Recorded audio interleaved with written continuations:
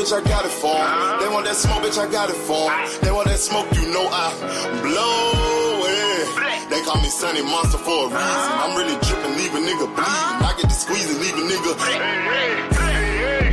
They want that smoke, bitch, I got it for 'em. They want that smoke, bitch, I got it for 'em. They want that smoke, you know I blow it. They call me Sunny Monster for a reason. I'm really dripping, leave a nigga bleeding. I get the squeeze and leave a nigga leaving. Raw Molly got me all up in demon mode. I'm moving like I done put clean in my nose. Trying to catch me up, I can leave with some hoes. He standing straight up, watch I make him lean with this pole. Would've thought he was closed, how that heat made him fold. Thought it was a game, he won't think no more. His brain's gone, nigga. It be exciting when I get the strike. And guns sound like thunder, hit you like lightning. Fight for your life, we don't do no fight. We really hit it, nigga. We worse than savage, they calling us Vikings. Police be riding, we still be sliding. Told you we hitters, remember the time. They want that smoke, bitch, I got it for 'em. They want that smoke, bitch, I got it for 'em. They want that smoke, you know I blow it. They call me Sunny Monster for a reason. I'm really dripping, leave a nigga bleeding. I get the squeeze and leave a nigga bleeding. They want that smoke, bitch, I got it for 'em. They want that smoke, bitch, I got it for 'em. They want that smoke, you know I blow it. They call me Sunny Monster for a reason. I'm really dripping, leave a nigga bleeding. I get the squeeze and leave a nigga bleeding. How about I leave them holding like the Bible? AR-15, that's a high-power rifle. A in the army and assassinate rivals. Break that shit down, nigga. AK or anybody kill. Hop out, get the drilling and spill. Stay on point, 6-2 gon' split 'em. LN, that's for any fuck nigga. You a plug, then I'm pulling up, nigga. You my lunch, eating bullet for dinner. 5 boys sell, eat 'em up, eat 'em up. SK, smoke killer for show. Drum rounds and cripple off straight go. I got 'em all, you don't want no. They want that smoke, bitch, I got it for 'em. They want that smoke, bitch, I got it for 'em. They want that smoke, you know I blow it. They call me Sunny Monster for a reason. I'm really dripping, leave a nigga bleeding. I get this pussy, leave a nigga bleeding. They want that smoke, bitch, I got it for 'em. They want that smoke, bitch, I got it for 'em. They want that smoke, you know I blow it. They call me Sunny Monster for a reason. I'm really dripping, leave a nigga bleeding. I get the squeeze and leave a nigga bleeding. Y'all know what the fuck going on around here, nigga. Y'all nigga keep talking about you want smoke. You can't catch me on social media, my nigga. I'm in the street with it, you dig what I'm saying? Nigga know they gotta kill me or die, nigga. Fuck you mean? Talking about smoke and we still living in the same bitch. No sir, you don't got smoke with me, baby. You'd have been dead, huh? G-Stack, bitch. Whatever I fuck up, Tom gon' fix it, nigga. Y'all know what the fuck going on, bitch. Fuck, nigga. Yo, what up, what up, what up, what up, what up, family? Peace and blessings. What's good with it? What is good with it in the hood? We just had the motherfucking presser. We had that motherfucking tank presser. Okay. Shout out to my nigga bruh 6500 in the building. Salute Antonio King. Shalom to my brother Rod Walker in the building. I got the chat link posted. Hold on. I thought I had the chat link posted. Hold on. Well, I'm going to repost the chat link. It should have been in the chat, but Andy Gill, salute my nigga. Devontae Cromwell, what it do? Banks Hayes, Big AMC, what's up?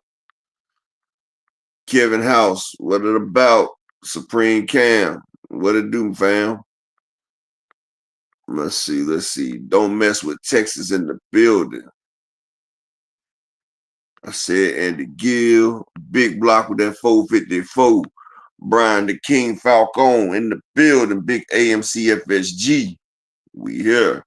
Always bet that black don't crack. Shout out to the beautiful queen coming through the building.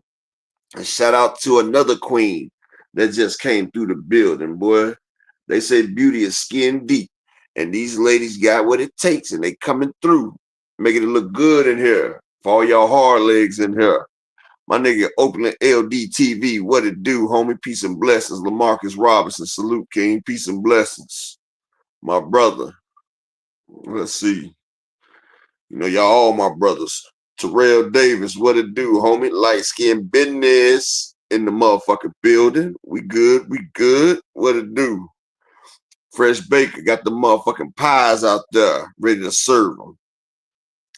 How much does it take to turn these white-only pies to these nigga pies? Y'all know what it is. Fresh Baker in the building.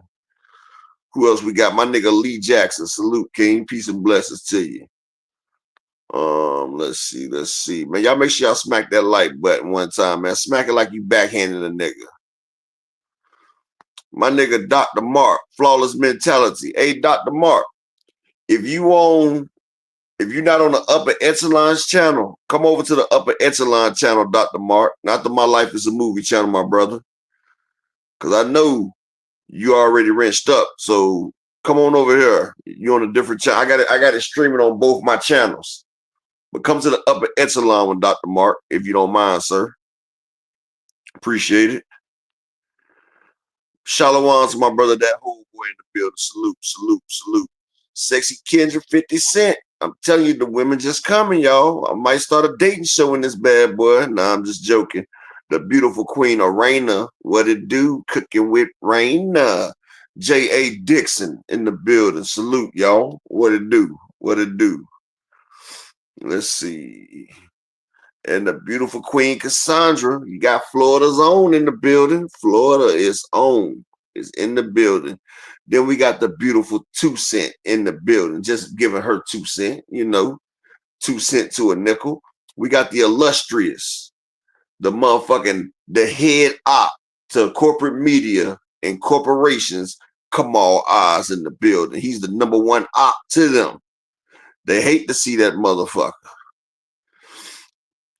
2 Cent, you ain't never lied, queen. You have never lied. Cash Crypto, gang, gang, gang in the building. But I can't even blame all these bitch ass niggas, as you say, 2 Cent, because they just didn't have a father. Like Devin Haney and them say, they just mad because they didn't have their fathers. See, if niggas had fathers around, then maybe niggas could be more manly. But I guess not. I guess not. Let them tell it. You feel me? But salute, salute, salute. Hey, Devontae Cromwell, what it do? I'm going to tell y'all some real life shit, no cap, right? I done went back.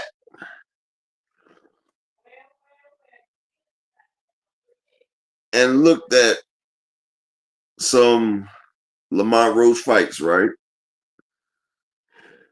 Devin Sonier, salute my nigga, peace and blessings. In all actuality, JTM salute. A lot of people disrespecting this fight, but Lamont Roach actually does have skill. The man is a very technical, skilled fighter. The only difference is Lamont Roach just don't have as much pop as he needs. If Lamont Roach had a little bit more pop, A1 Hoop Zone, salute, King. You talking about A1, nigga, I'm not that much older than you, man. And salute to everybody that looked out for me yesterday on my birthday. I appreciate everybody that donated on my birthday. Salute to my brother, Phenomenal. And Phenomenal. Him and Tank have seen each other a lot in the amateurs. Like they battled each other a lot in the amateurs. You feel what I'm saying? And Hector Garcia, gold medalist, ain't no slouch. And him and Lamont had a great showing. One thing I can tell you about Lamont Roach, I see in each one of his fights, he gets better. Like he's like wine. And see, this is what I tell y'all about boxing. Like the better your competition, the better you become as a fighter. Like I was telling y'all, like Earl Spence, yes, that's my nigga. But the Earl Spence that fought Leonard Bundu, was it Leonard Bundu that he knocked out the thing? Well, the Earl Spence that knocked old boy out the ring is not the Earl Spence that boxed Mikey Garcia. When Earl Spence, I think that was Leonard Bundu. What was the nigga name that was from England that Keith Thurman beat? and Earl knocked him out the ring. Wasn't that Leonard Bundu?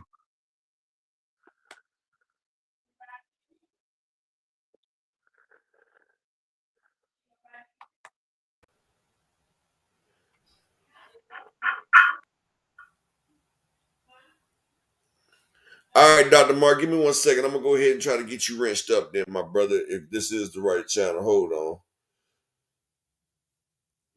They must have took away your wrench. I don't know why they did. I hate when they do that. When they take away my people's wrench. Yeah, hold on. Let me get you straight, Dr. Mark. Yeah, it was Leonard Bundu. Okay. I thought I was tripping for a second. But yeah, when the same Earl that knocked out Leonard Bundu is not the same Earl. Nah, Bundu wasn't undefeated. He had lost to Thurman.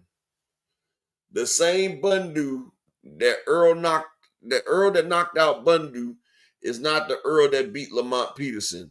And that Earl is not the one that beat Sean Porter. And that's not the Earl that beat Garcia and then Danny Garcia to beat Ugas.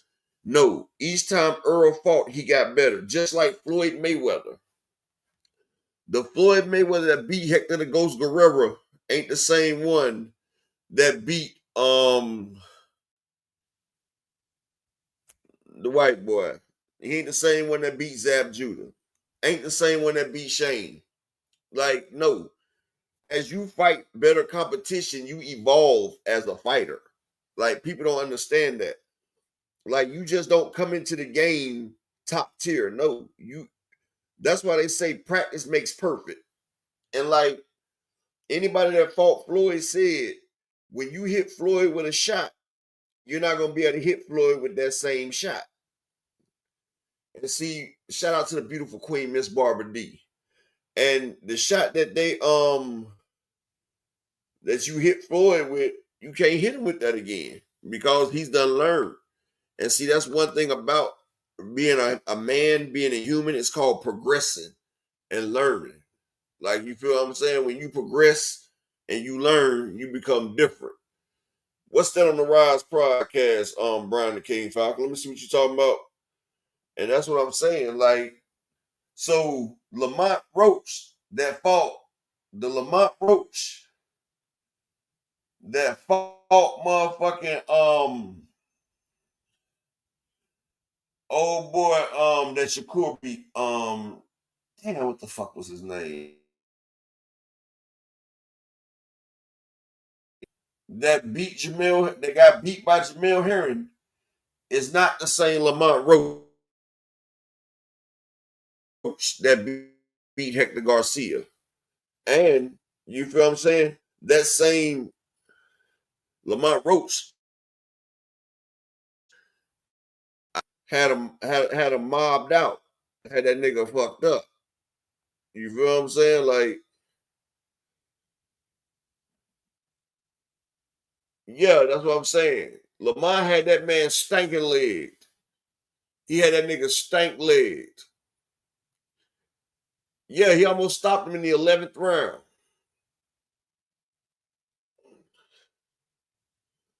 Exactly, Lamont Roach. That's what I was saying.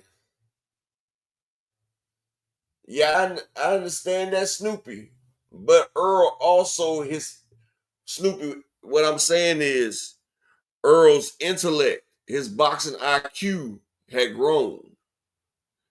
He grew his boxing knowledge. You feel what I'm saying? Just as Floyd got older, his knowledge went up. Pretty Boy Floyd and Money Mayweather are two completely different fighters. Money Mayweather was a vicious, power punching speed demon. Money May couldn't do what Pretty Boy did because Money May had brittle hands and he had slowed down. So he had to become more cerebral, more technical, more efficient with his punching.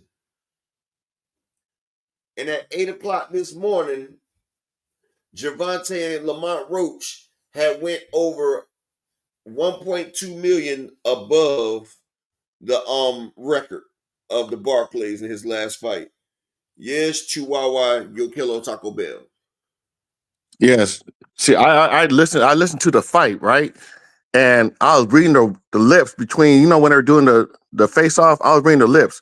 Man, do you see Tank tell Lamont Roach that he said he should go down the 6th round? This fight's about to be fixed. I already seen it. That's not what he said. Yes, he did. He said he looked at this, he whispered in the air, he said, hey, Lamont Roach, I want you to go down in the 6th round. And Lamont says that, all right, man, I got you.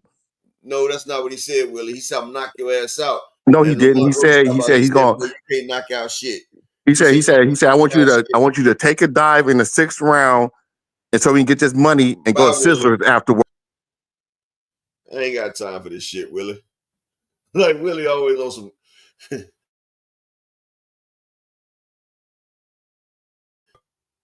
And y'all can't take Willie seriously. Willie is a professional troll.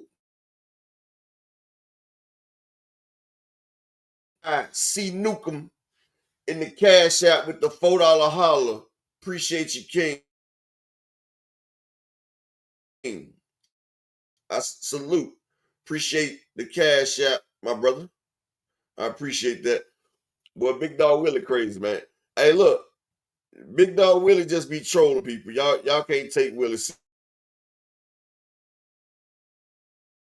A lot of people don't realize this fight is gonna be, Willie professional.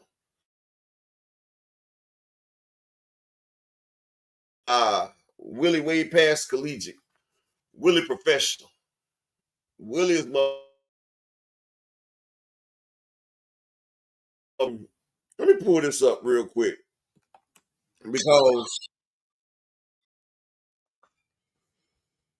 Because a lot of people don't understand this shit, right?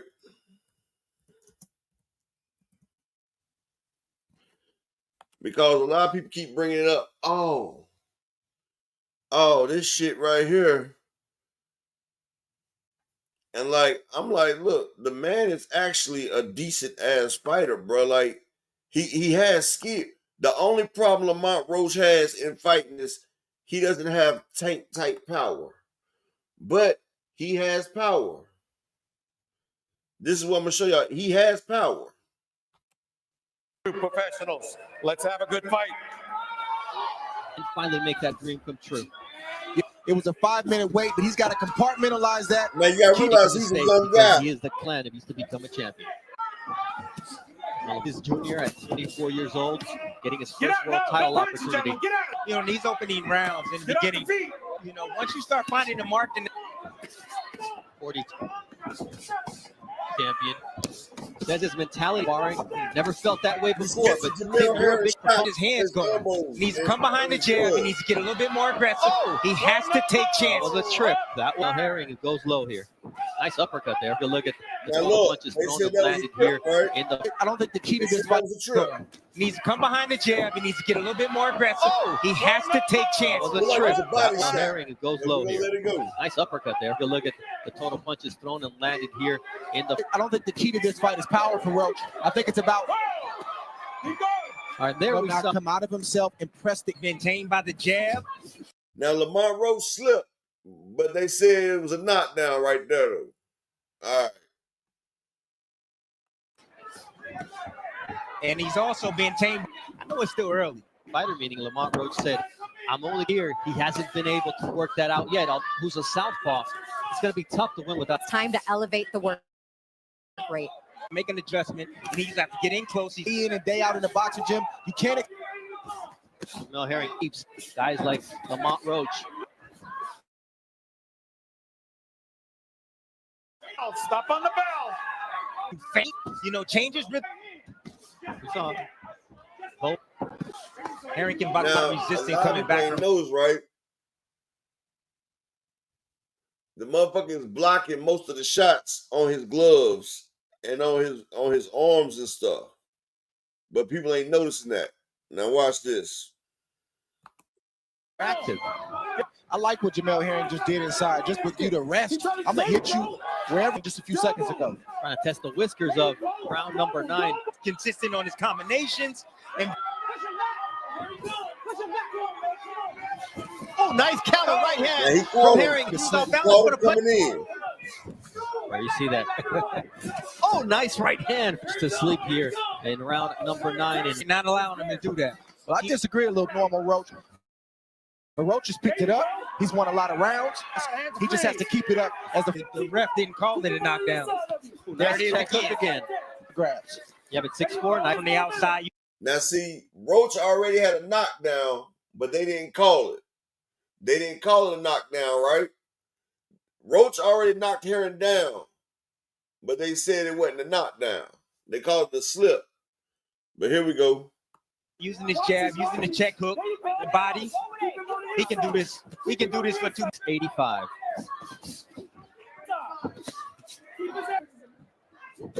Nice left now. Our championship rounds is 12-round fight. Some would say for both fighters. Close fight, tight fight. Andre Ward, Christina Poncher, and now Mark Kriegel. What do you got for us? Stop Jamel at any point in the fight.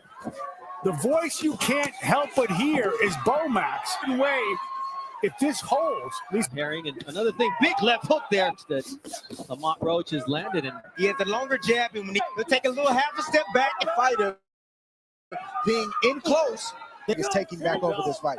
oh, big shot from Lamont Roach hurts Jamel Herring with just 5 seconds left here in the 11th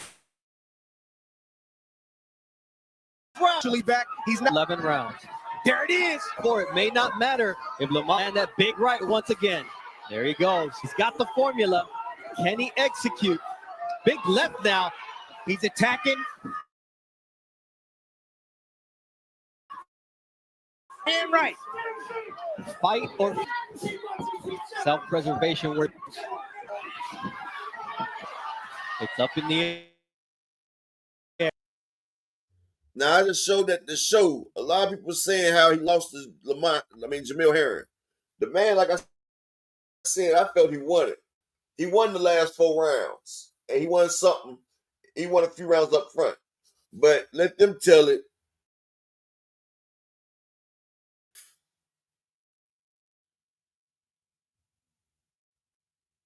Big dog. Oh, I said that, bro. What are you talking about? Big dog, I just sat there and told them, don't pay attention to Big Dog. I said he's not a collegiate level player. I said he's NBA level trolling, bro. I didn't fall for it, my nigga. I knew you was joking. I just got you off so I could do this video real quick. That's all. I even tried to pull you back up, but you left. I knew you was joking, nigga. I don't take you serious, Big Dog. Everybody else don't know you be joking, Big Dog. That's why I had to give you a big wrench, because if not, you would keep getting timed out.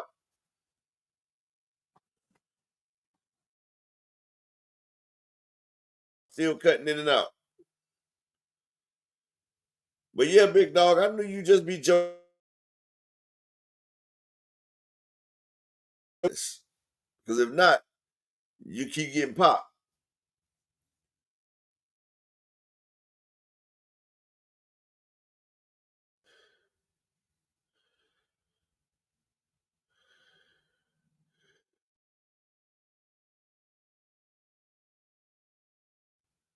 Big Dog Willie be trolling. He do it on every channel. Big Dog Willie just be having fun frequent. You be pushing fake propaganda, my nigga. And you know it, Frequent. You be full of shit. Now, I rock with you. I call you, salute to you and everything, Frequent. You just something different, Frequent. Like you on the payroll, Frequent. Same phrase, salute, King. Because sometimes, Frequent, you need to be put in time out, bro. I'm just being honest. Sometimes, Frequent, you can make it last forever sometimes, nigga. And Rallo. And I'm just being real. You know what you be doing, bro. Hey, Frequent. And you ain't supposed to lie to your day ones either, Frequent, but you lie to me every day, bro. You lie to me.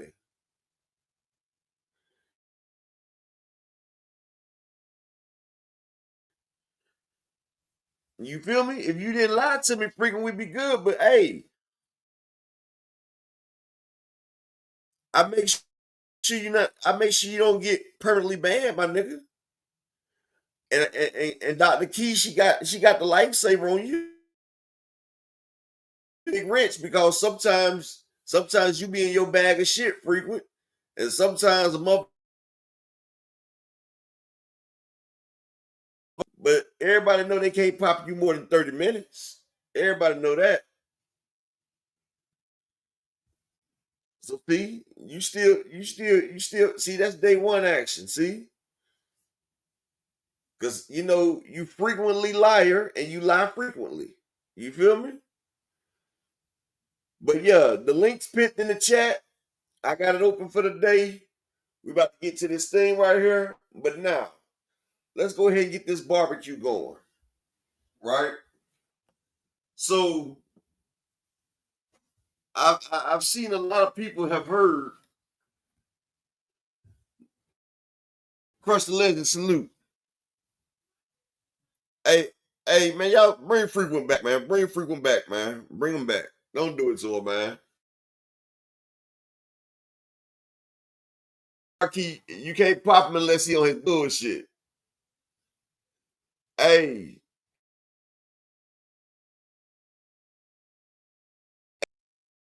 J-Rock getting stopped. And the nigga Jared Hurd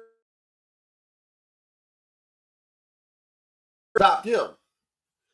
J-Rock see it in his eyes, man. I seen J-Rock sitting there looking like, damn. I'm about to get the shit beat out of me. Adrian Broner told us that they make us fight motherfucking. Hey, look, open it.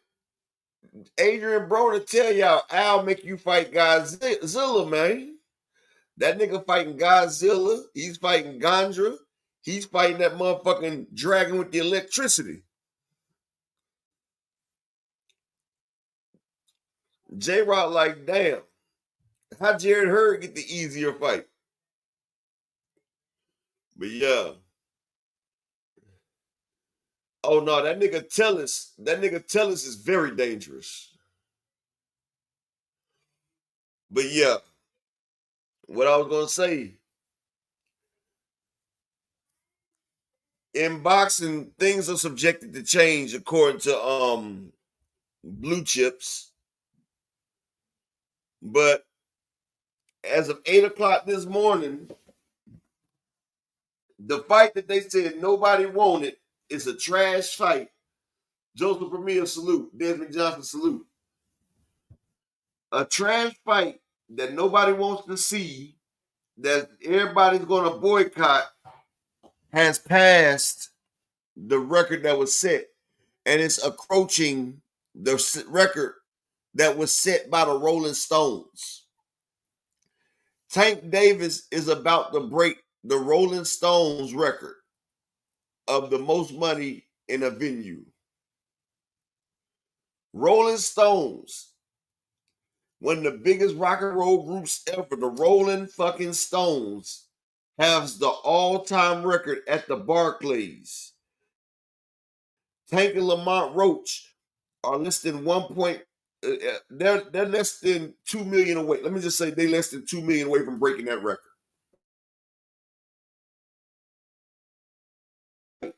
That nobody wants to see, that nobody asking for. Tank needs Turkey out so him and Shakur could be a big fight. But him and Lamont, Tank versus Lamont, Turbiev and Bivol have done already. And you hear, and they was all meat hugging, jock riding, and deep throating, talking about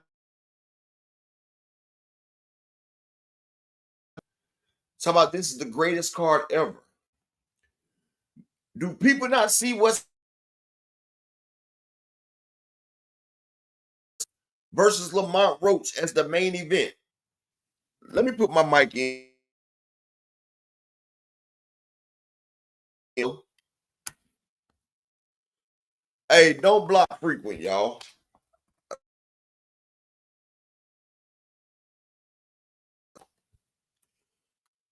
Mic check 1 2 1 2. Mic check 1 2 1 2.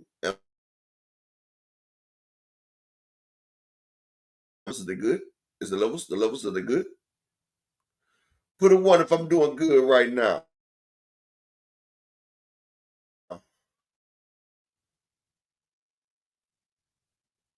No roots they can see me shine. No roots they can see me shine. All right. Thanks, James Dunnigan. All right, I'm good. I'm good.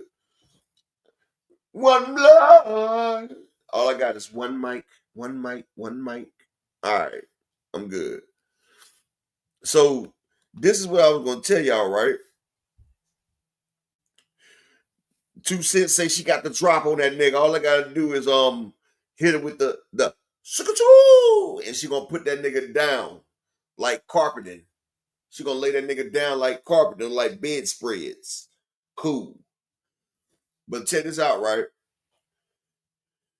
Y'all see how they was all meat riding and meat mushing, and because I don't even like using that word, but that's what they call it. Talking about, oh man, the last Crescento, man, this card is it's so fucking amazing. It is the greatest card in the world. I can't believe Turkey is putting on such a masterpiece. Y'all remember all that bullshit, right? Check this out. We got Tank versus Lamont Roach, main event.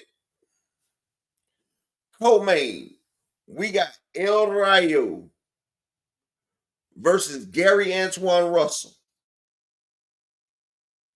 Huge fight. Then we got Sandor Martin versus Puello. Another huge fight.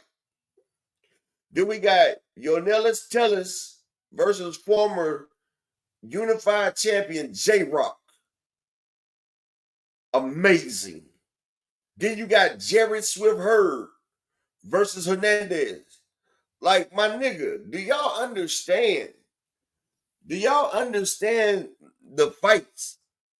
And look, haters don't want to admit that this fight card is crazy. This fight card, Desmond, this fight card is kicking Crescento fight card ass, bro. Like, and motherfuckers don't want to say it. Like, motherfuckers really don't want to admit it. Look, you got motherfucking Angel Munez versus David Whitmire. You got Gerard Tennant and Christus Johan Gonzalez versus Jared Hurd. J-Rock versus Yonelis Tellis. Sandor Martin versus Albert Puyo. Antoine Russell versus El Rayo. And Tank versus Lamont Roach. Like, bro, that dude named Dave, salute. And look, with those 5 fights, you still got 4 up-and-coming fights that's on there, like I said, between Christian Calagucci and Gerard Tennant, right? Christian Calagucci is 9-0. This is super welterweight. This is Christian Calagucci, who is 9-0, going against Gerard Tennant, who is motherfucking 9-3, right? Then you got 8-0, and this right here is the welterweight division. Listen to this, y'all. You got 8-0, David Whitmire, going against 7-0, Angel Munez. This 2 undefeated fighters up in their grind going against each other. Then you got in the 154 division, you got 9-0 Dwight Flemings Jr., 9-0, versus Florent Dervis, who is 10-2. And then to start the card off, this is at lightweight. This is 5-0 Derek Davis versus 2-0 Jamal Johnson. All these fights on these cards are close. Like the first fight, a 5-0 versus 2-0. Second fight, 9-0 versus 10-2. The third fight, 8-0 versus 7-0. The fourth fight, 9-0 versus 9-3. The 5th fight, Jared Hurd versus Johan Gonzalez. That's 25-3-1 versus 35-4. The next fight, 9-0, Yanelis Tellez versus 29-4, J-Rock. Then you got 23-0, Albert Puello versus 42-3, Sandor Martin. Then you got El Rayo versus Gary, and then you got Tank and Lamont Roach. Thrill Hill Salute. Do y'all not understand that the PBC makes motherfuckers crash like bumper cars, my nigga? Like, these are all competitive ass fights. You don't have nobody coming in with 3 days notice. You don't have nobody that's 19-0 versus a nigga that's 14-15. Nigga, if you got more than damn 4 losses, you're not on this card, my nigga. If you got more than damn 4 losses, you better have at least 30 wins. That's what I'm saying. And people are not, they're talking about the card, but they're not talking about the competition on the card. How they put this shit together, my nigga. Like, this shit is like a peanut butter, banana, and jelly sandwich, my nigga. Like, it's come together naturally. Like, this shit's amazing, dog. And you know,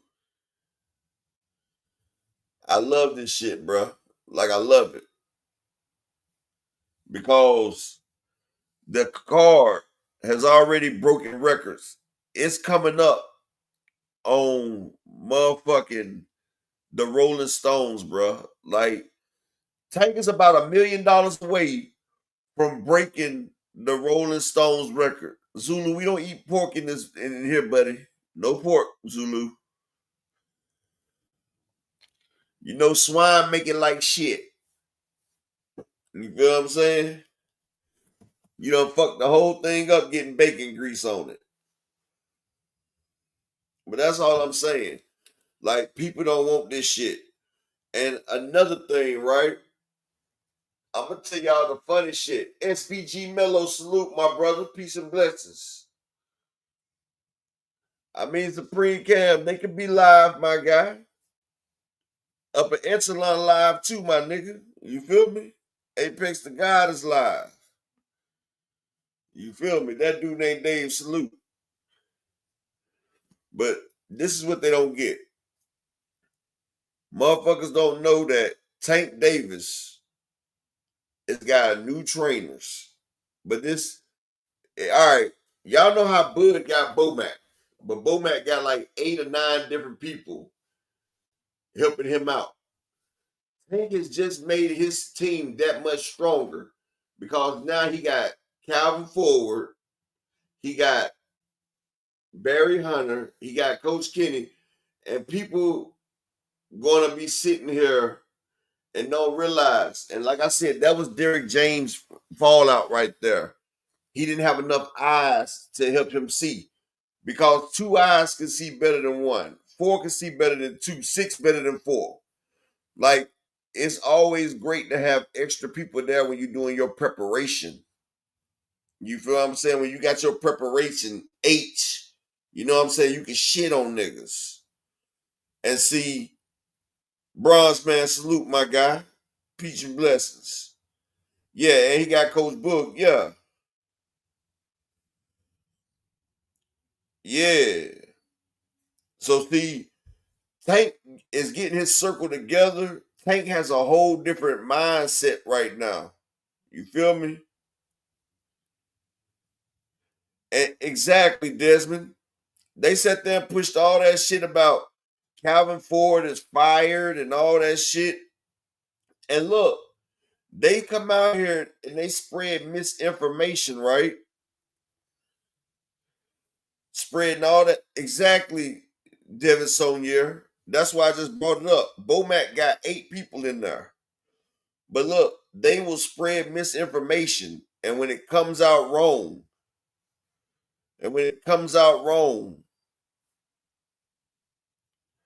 then you know what I'm saying? They act like it never happened. And see, that's why I fuck with you, Queen. You feel what I'm saying? You catch exactly the shit I be... Motherfuckers don't be understanding that shit, 2 Cent. But I'm glad you be catching on. 2 Cent. I gotta watch 2 Cent, boy. 2 Cent knows some shit. You said the Rise podcast on Instagram. Hold on. I got y'all right now. Y'all know how we get down. Hold up.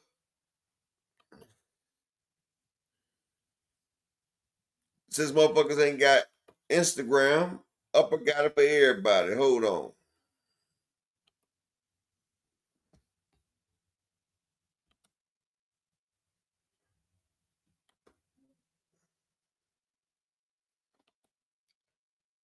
Appreciate the time. Yeah.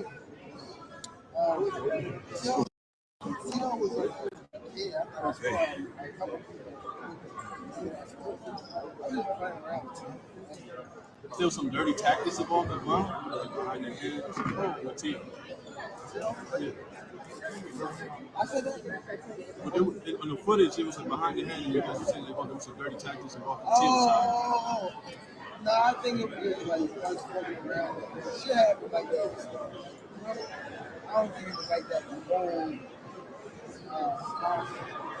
matter of fact, it wasn't. It was just like. You still have your left hand banana hands? Nah, You man. need a copy? You got one? Not right now, but I can You give got you it? can. I'll give one to Ken. Hold on, want to catch one? No, it's like you gotta here's it. Like that's just old school. For real? What do you need it on? You need it on like a modern console? Okay. For real? The new one coming out, right? It's not a new one. It's not a new one. There's been rumors, but Oh, shit. Let me make one. Hold on. It's not true? there's like 3 of them. It's like Piper, New York, Vendetta. The third one is kind of whack. Like an icon. It was like the whole background was like all this crazy stuff. What's up with, what's his name?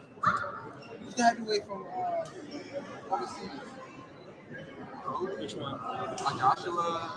McCauley, Before Canelo. Devon, Callum Smith, Liam Smith, Light heavyweight?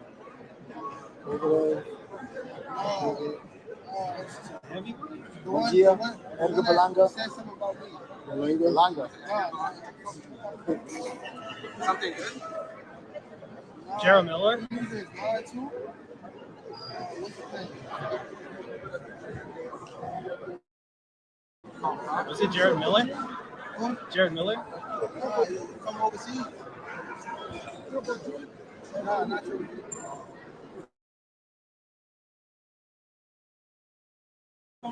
Billy Joe Saunders. When he broke his eye, Yeah.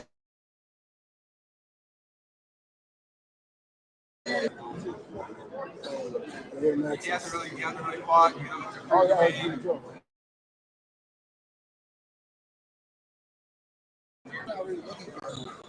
What are your thoughts on Conor Ben versus Eubank? Conor Ben versus Chris Eubank fighting each other at 160 pounds.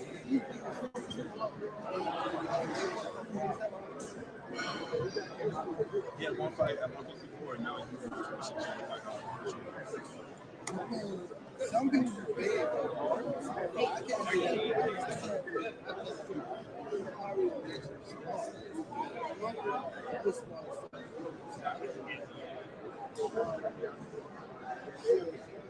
I can't do hopefully it's a good fight.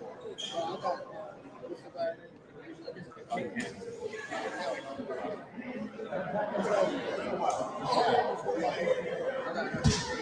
Tank, what do you eat after a weigh-in? Like, what's your go-to meal? After the weigh-in, after you make weight. Yeah. I don't know. I probably not. You trying to find this picture real quick. Tank, you were on the first take earlier. What was that experience like for you? It was cool. You got good like for 2 days. Ken, so I see a lot of growth in all your fights. You keep getting better. What's the secret to the success, to your growth? Is that your great coaches around you? You watch a lot of fights. How do you keep getting better every fight?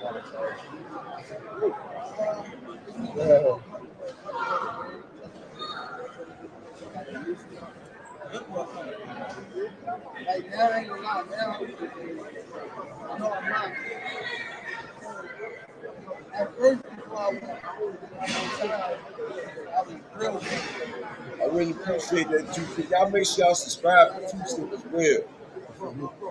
Like the woman just went over there and body shit on KO channel against all odds. Y'all need to check that shit out, man. Two-Step be hitting them hyperbole, the word plays, they just don't understand. What's that, Brian? Brian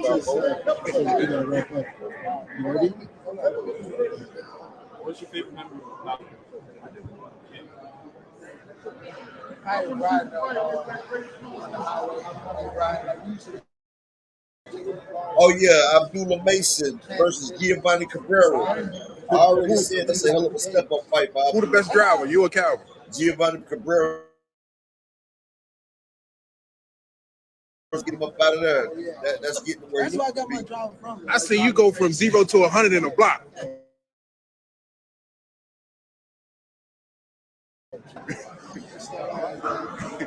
There's a few 140 fights for the belt on this card. You got. Including my guy Kawhi. I'm gonna let this rock out for a couple more minutes, then we're gonna get back to it. You don't think ever you'll never go up to 40? You could whoop some ass at 40 though. Yeah, for sure. You don't want to? I feel like you'll get more credit if you move up. Yeah. But then that's fucking me. Who's a tough fight at 140 for you? Anybody? I think you beat everybody at 140. This guy is fucked up. Fight. Colbert. But for real, his eyes are fucked up. Yeah, you took a lot of punishment against him. Who you got winning that Pitbull and Ryan fight? I mean, Rolly and Ryan. Still fighting. I can't say, I don't know. Neither one of them got a chance. I'll take that. But you said Rolly's strong. Rolly's strong. Yeah. Yeah, you think Rolly got a chin? Oh man, get tapped on the chin. I said, hold on, I see him. You been hurt before, right? Yeah, you been hurt before, right? Not like super bad. Not Who's like that? super bad. Who's that? No. Not like super bad. Who? Lamont Roach. Lamont Roach. Has he been hurt? Like who? He lost, but he wasn't hurt. He hurt Aaron. He hurt Aaron, lost the fight. Wow. No. Probably with somebody else. Three times? Does that ever change your game plan when you know a fighter's never been hurt? You ever think like, maybe I gotta be I didn't know I was gonna knock out Rolly. Rolly? He was big, that's why. I did not know I was gonna knock out. That's my bro. We're gonna be in a fight. Well, you damn sure put him to sleep. But you think physically he was the biggest fighter you were in the ring with, right? Like physically, like Barrios was he was a little skinnier, but Rolly's big. And bro, again, that gloves felt like. Now he hits hard. Rolly hits hard. Yeah. Yesterday after media workout, you said for this year, you're hoping for 3 more fights after this one. If you could give us a list, who are those fights? A realistic list that comes to your mind. Not Boulay, Shalawar, Picasso. I would say a Ryan rematch, Devin Haney, but hold up, because we can't say Devin right now, and we don't need to go off of that. In your mindset, without disrespect, is Shakur definitely on that list? I mean, can be on the list. Yeah. Now, do you think, the question from earlier, do you think that Keyshawn and Shakur should fight each other, to earn that right to fight you? I mean, you proven yourself. You battle covered. Yeah, it's live right now, Mr. Kramer. I see you with both their ass. And make Shakur beat Keyshawn and make Shakur come avenge Big Bro, Little Bro, and get his ass whooped. You have announced retirement. You want to retire after this year. What keeps Gervonta Davis in the boxing league? What keeps you in the boxing league? Not signing, but like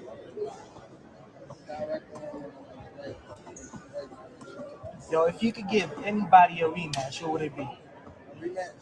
Anybody a rematch? I probably give just off the fact. No, I take that back. We gotta wrap up, guys. Thank you, Two guys. cent. That Bro, shit you wanna say word? bullshit. We gotta wrap up. That guys. girl not about to rematch you. One message to It all the sounded fans good, that you know you but you ain't gonna get no fight. Just like Canelo said, he gonna rematch the ball. It ain't never happened yet. Oh, one sec. Hey, can you hold it? Go ahead.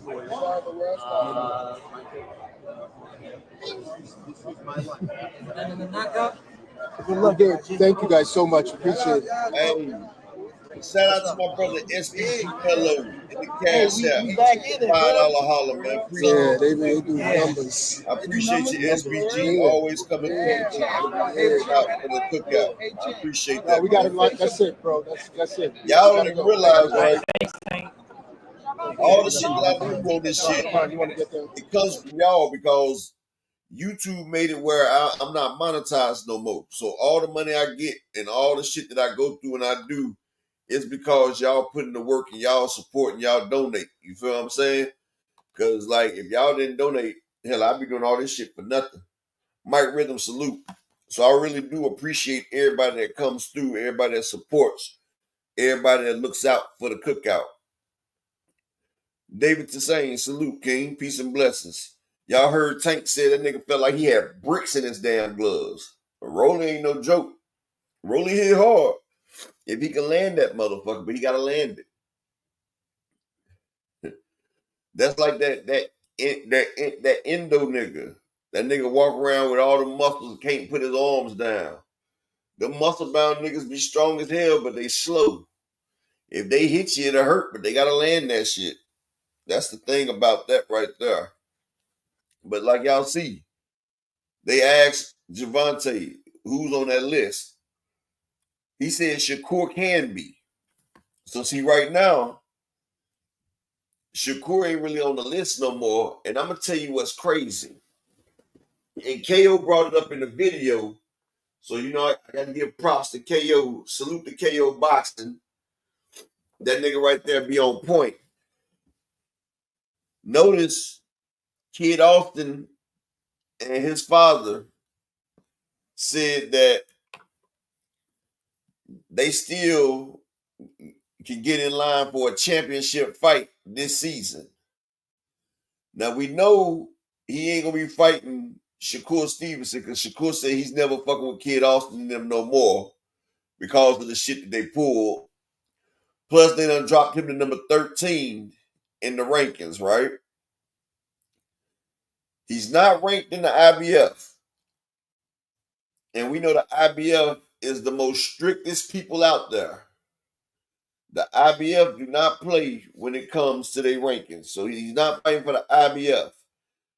We know it ain't the WBO. He's ranked like 11th in the WBO, right? So in the WBO, and Bob Arum is not going to do Kid Austin versus Keyshawn Davis. But if you look, Kid Austin is ranked number 2 in the WBA, right? He said he's ranked number 2 in the WBA.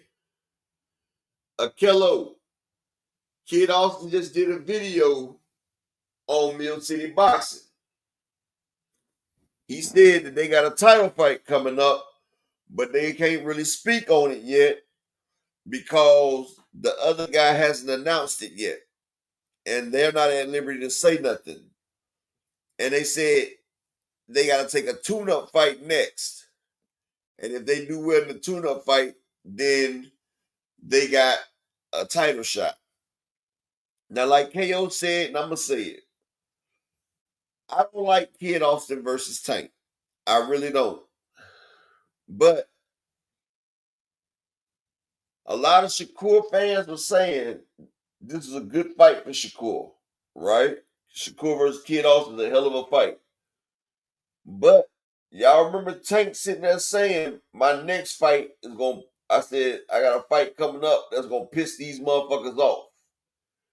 Now, if Tank Davis sat there and took another one of Shakur Stevenson's opponents, that would be a big boss move like, nigga, fuck you, fuck Turkey. Y'all think y'all got leverage. Y'all don't have a bitch ass thing. He took Frank Martin away from Shakur, which was going to be Shakur's biggest fight, was Frank Martin. Tank took that from him. Now Schofield just pulled out versus Shakur. See, Tank Davis is breaking records right now with a fight that everybody said they didn't want. Lamont Roach. Tank's at the place now where, nigga, if it's Tank on the card, it's gonna bring out. It may not resonate with us hardcore casual fans. I mean, us hardcore boxing fans, but the casual fans just seeing Gervonta Tank Davis' name is gonna make them go crazy. And I'm gonna tell you like this: what the casuals want is what matters in boxing. Look at Conor McGregor versus Floyd Mayweather. That was Floyd's second biggest fight, did over 4 million pay-per-views. That was going to be competitive versus a fucking Floyd Mayweather.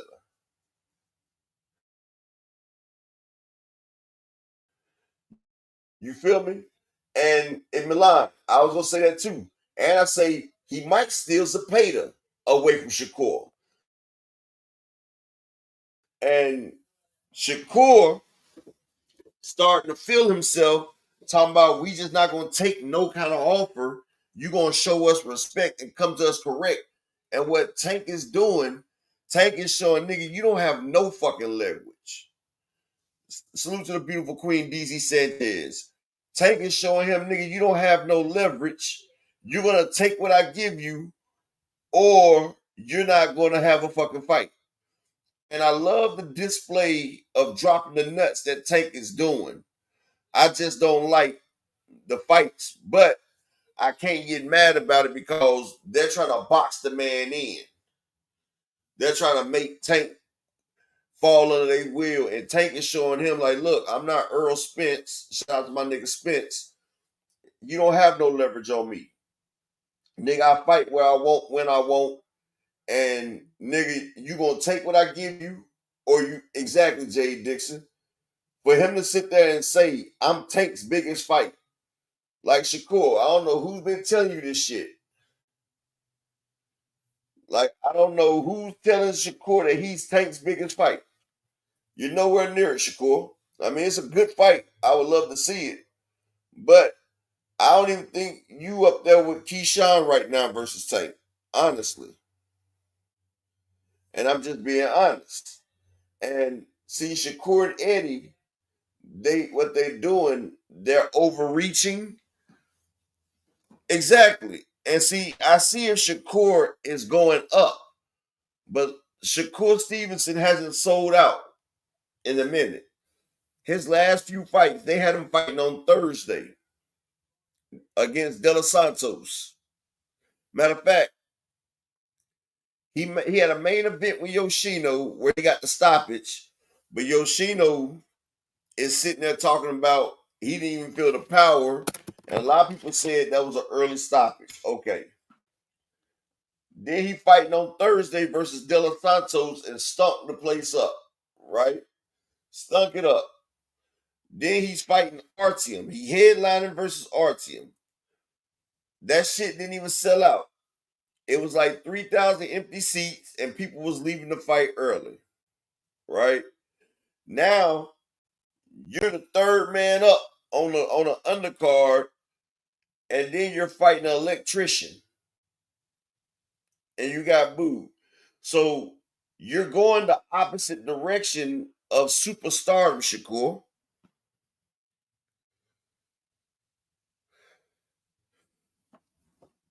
Not A-Rod Walker. I can pull it up. When they stopped Yoshino, he was still on his feet. The ref walked in. I'm gonna show you. Watch this.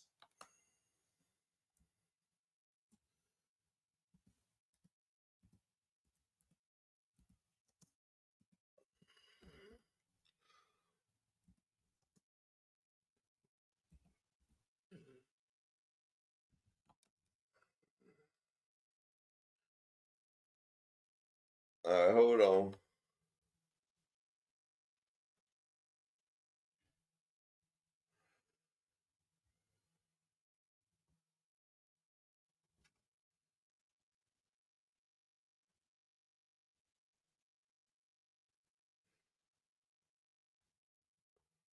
Now, them body shots, I ain't gonna lie.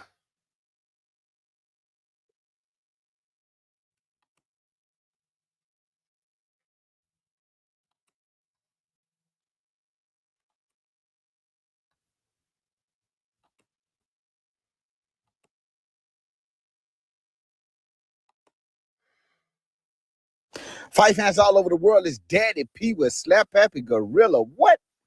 Shakur Stevenson just stopped Yoshino in his lightweight debut. He came out with finesse 2 times, and he finessed Yoshino 2 times. Listen, he dropped him twice, once in the second, once in the 4th round.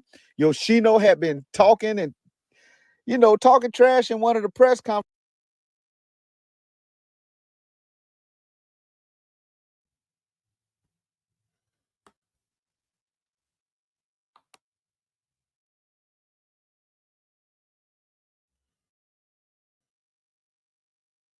If you bet on a player to score the first touchdown and instead he scores the second,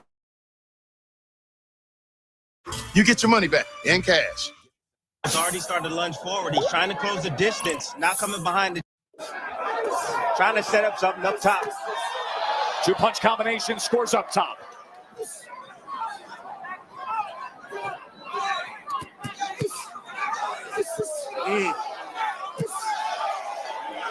That power hand from the southpaw stance, including a left uppercut. Yoshino's corner, they want an answer, and that answer is to punch with Shakur Stevenson. Don't wait for him to punch. Stevenson isn't perfect. Everybody gets hit, but the fact that he's that close, he's in punching range, he will take some shots. He will. Woo! And another knockdown scored. See the combinations right here from Shakur Stevenson. Coming around that guard, beautiful right hook. The combinations, just throwing, letting his hands go. That opened up. He moved the guards right there. Boom. Left hook. Sitting them down like a child in timeout. Beautiful work right here by Shakur Stevenson, the phenom. Right hook scores the knockdown. 3-punch combination. He's available for the check hook. There's the check hook. There it is. Throws him off balance and goes with the left to the body. Comes back with the left upstairs just to bring. Yoshino, even in some of his biggest wins, have taken punishment. That is another shot, and that's enough. The body comes back with the left upstairs just to bring. Yoshino, even in some of his biggest wins, have taken punishment. That is another shot, and that's enough. There's the check hook. There it is. Throws him off balance and goes with the left to the body. Comes back with the left upstairs just to bring. Yoshino, even in some of his biggest wins, have taken punishment. That is another shot, and that's what I'm saying. Like, the fight got stopped early. I don't know why he got that stoppage, because the man was still coming forward. He was still game. He was still throwing punches. He was still throwing. You feel what I'm saying? Like,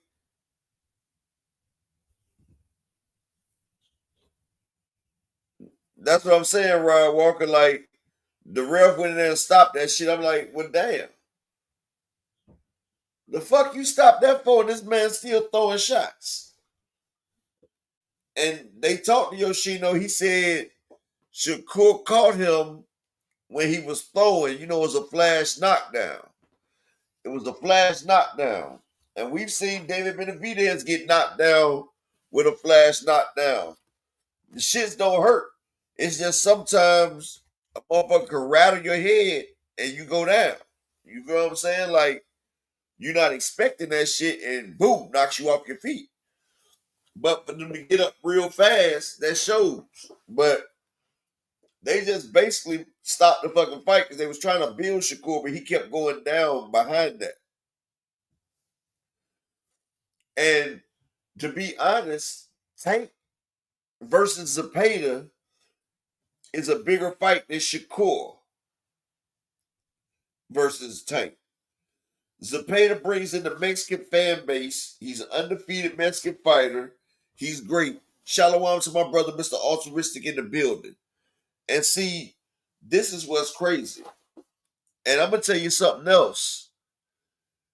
El Rayo didn't want to fight Tank and get that bag, right?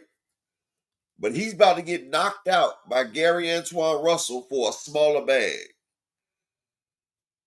There's no way El Rayo is about to beat Antoine Russell. And see, they ducked Tank, but they end up with a dangerous fighter, Gary Antoine, and you've been talking cash shit to Gary Antoine. Gary Antoine about to hop on your ass, my nigga. I'm just saying, if I'm El Rayo, I take the Tank Davis fight. I take the Tank Davis fight. I get generational money because he didn't take the Tank Davis fight. He had to face Antoine Russell, his mandatory. Antoine Russell and El Rayo thinking he about to beat Antoine Russell. I think El Rayo. Let me see if I can pull up their purses for this fight right here. El Rayo's purse.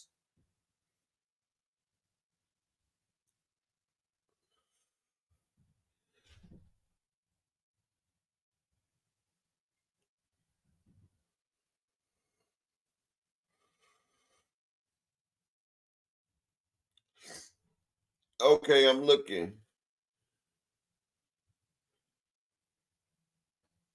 Okay.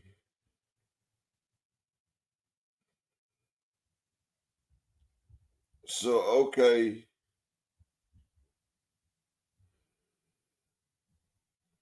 It says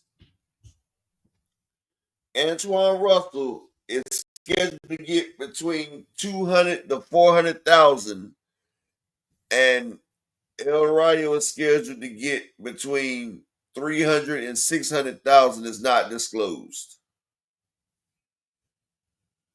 So you about to fight Antoine Russell for between 3 to 600. Like you're about to get now. Let's just say he gets 600,000, but he get his ass whooped. He would have fought Tank. He would have got at least 8 million. At least 8 million. I'm gonna say 10, but at least 8. Like, bro, you about to get paid like 500 times lower than what you would have got. So you basically losing your belt for pennies on what you could have got on the dollar.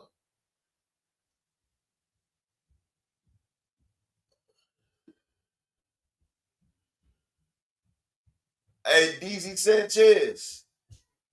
A lot of people said that he stole Mel Rayo, but what they don't say is El Rayo ain't have a place to stay, and he was staying with the Benavidez and all that. And you know he was the manager and the coach, so he got his percentage off top. And he was trying to make the Tank Davis fight, and that's when El Rayo,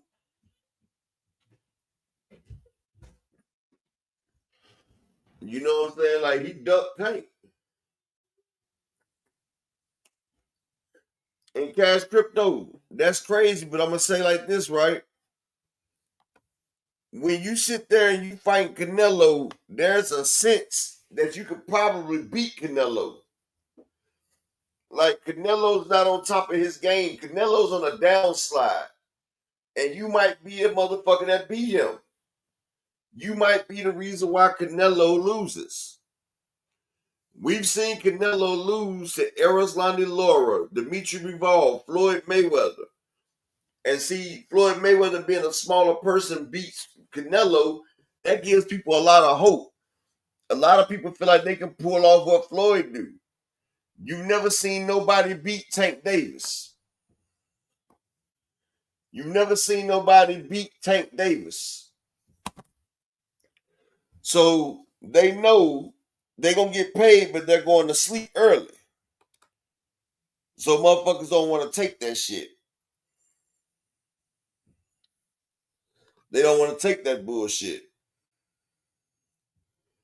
And see, a lot of people say Canelo sold out.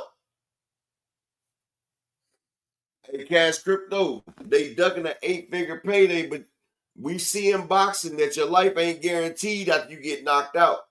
Them headshots is blunt force trauma. You could die from one of these shots, bro. Exactly, DZ. You might get a $10 million payday, but you might be a vegetable. That man might put your lights out and the motherfuckers don't cut back on. Y'all remember Hector Garcia? He said he couldn't see for like a week. That man couldn't see for a week after Tank hit him.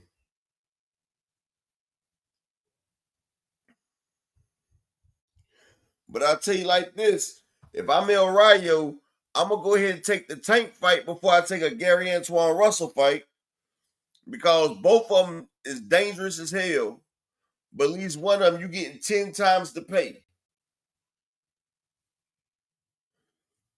Because Gary Antoine Russell about to knock this nigga out worse than De Los Santos did. I'm just being honest. Antoine Russell told that nigga to keep that same energy. Because El Rayo was talking shit. Cash Crypto, you and me both. You and me motherfucking both. Tank would have to beat me with a body shot. I'm going to be in high guard the whole fucking fight.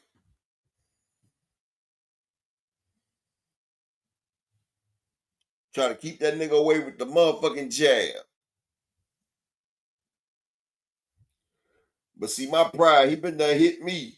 I'm going to be like, man, I'm going to beat your little ass, nigga. Trying to hop on that little ass nigga.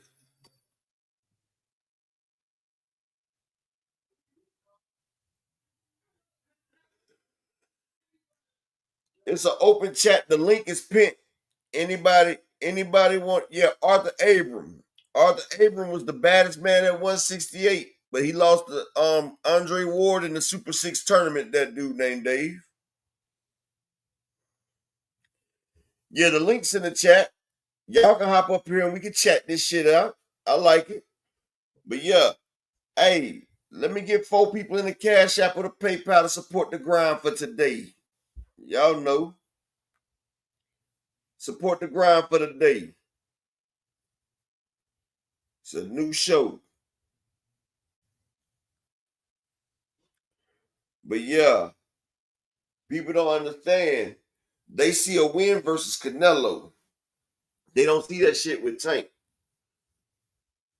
At first they did, but then they seen Frank Martin. He was in that ring and he did everything he was supposed to do. And even though he did everything he was supposed to do in there, Tank still finished that nigga like Mortal Kombat. Oh yeah.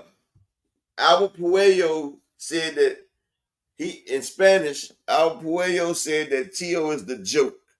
He said ain't nobody worried about Tio. Tio is the joke, and he need to vacate his belt, basically. Nobody give a fuck about Tio. But, like I was saying, El Rayo, the link's pinned at the top, 2 cent. It's pinned at the top of the chat, baby. Like the link is permanently right there. I gotta sit there where you can see it. Shout out to the beautiful queen, Miss Ashley, in the corner.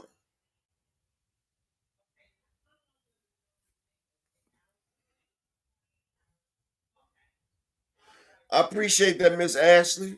Thank you.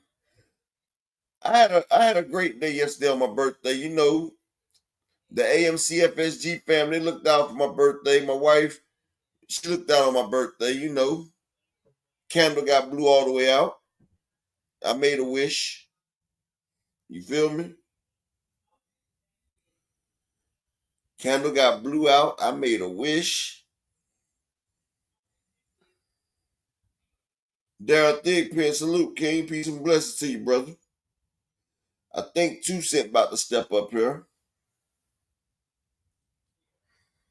A Beezy, salute. My nigga A Beezy called it. Hey, Beezy, I be talking a lot of shit. Motherfuckers just don't be catching the slick shit I be saying, bro. I be talking that slick shit. Motherfuckers don't be catching me. Oh, Cash Crypto called it.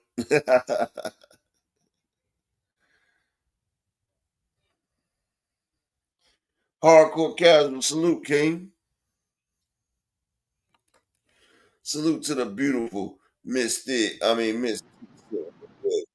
Hey, Picasso, man, that's the only way I gotta be. And see, you understand the shit that I be saying because I stayed in a playful May and I be sitting there saying this shit, but nigga, I be dropping jewels when I be saying shit. And I be saying, oh, Miss Ty, you caught it too? Yeah, I be saying some shit, but I say, Man, I'm man, so telling you, I be in the chat like, what the hell? Y'all ain't hearing what he just said? hey, 2 Cent. Now, key catches on to everything I say, right?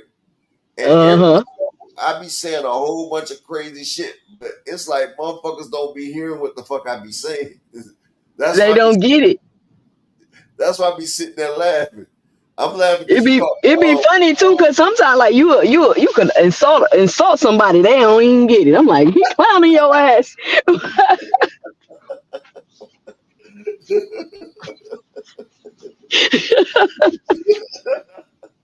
I be insulting motherfuckers in plain sight. They think it's cool. I be like, yeah, all right. Yeah.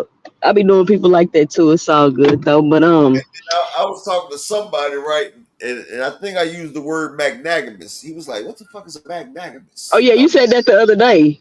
Yeah. But I'm ready to see this Tank fight. I think he's going to. Hey, I think you hold me down for like 5 minutes. I gotta switch devices real quick.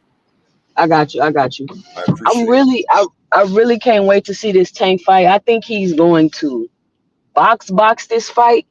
I think the the time we see him put on his best display of boxing, in my opinion, was Pedraza and the Pit Bull fight when he broke his hand.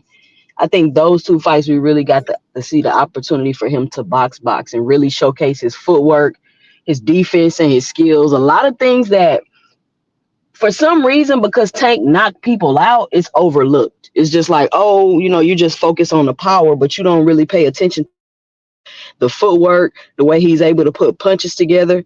And another thing to me, as far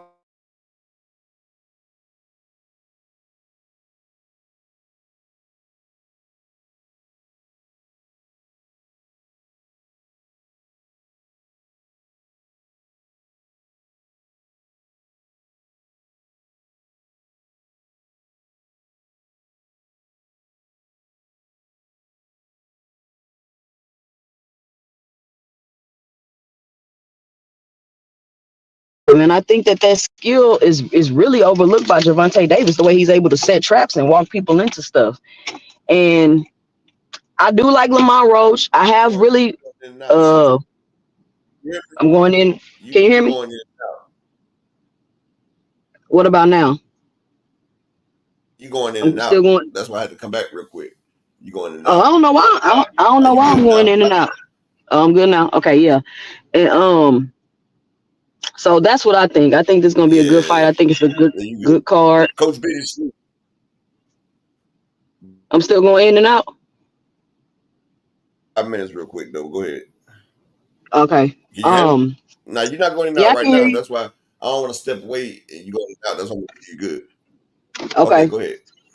I'm gonna keep my eye on the chat. Y'all let me know in the chat if I'm going in and out. But that's what I was trying to say about the just about the Tank fight.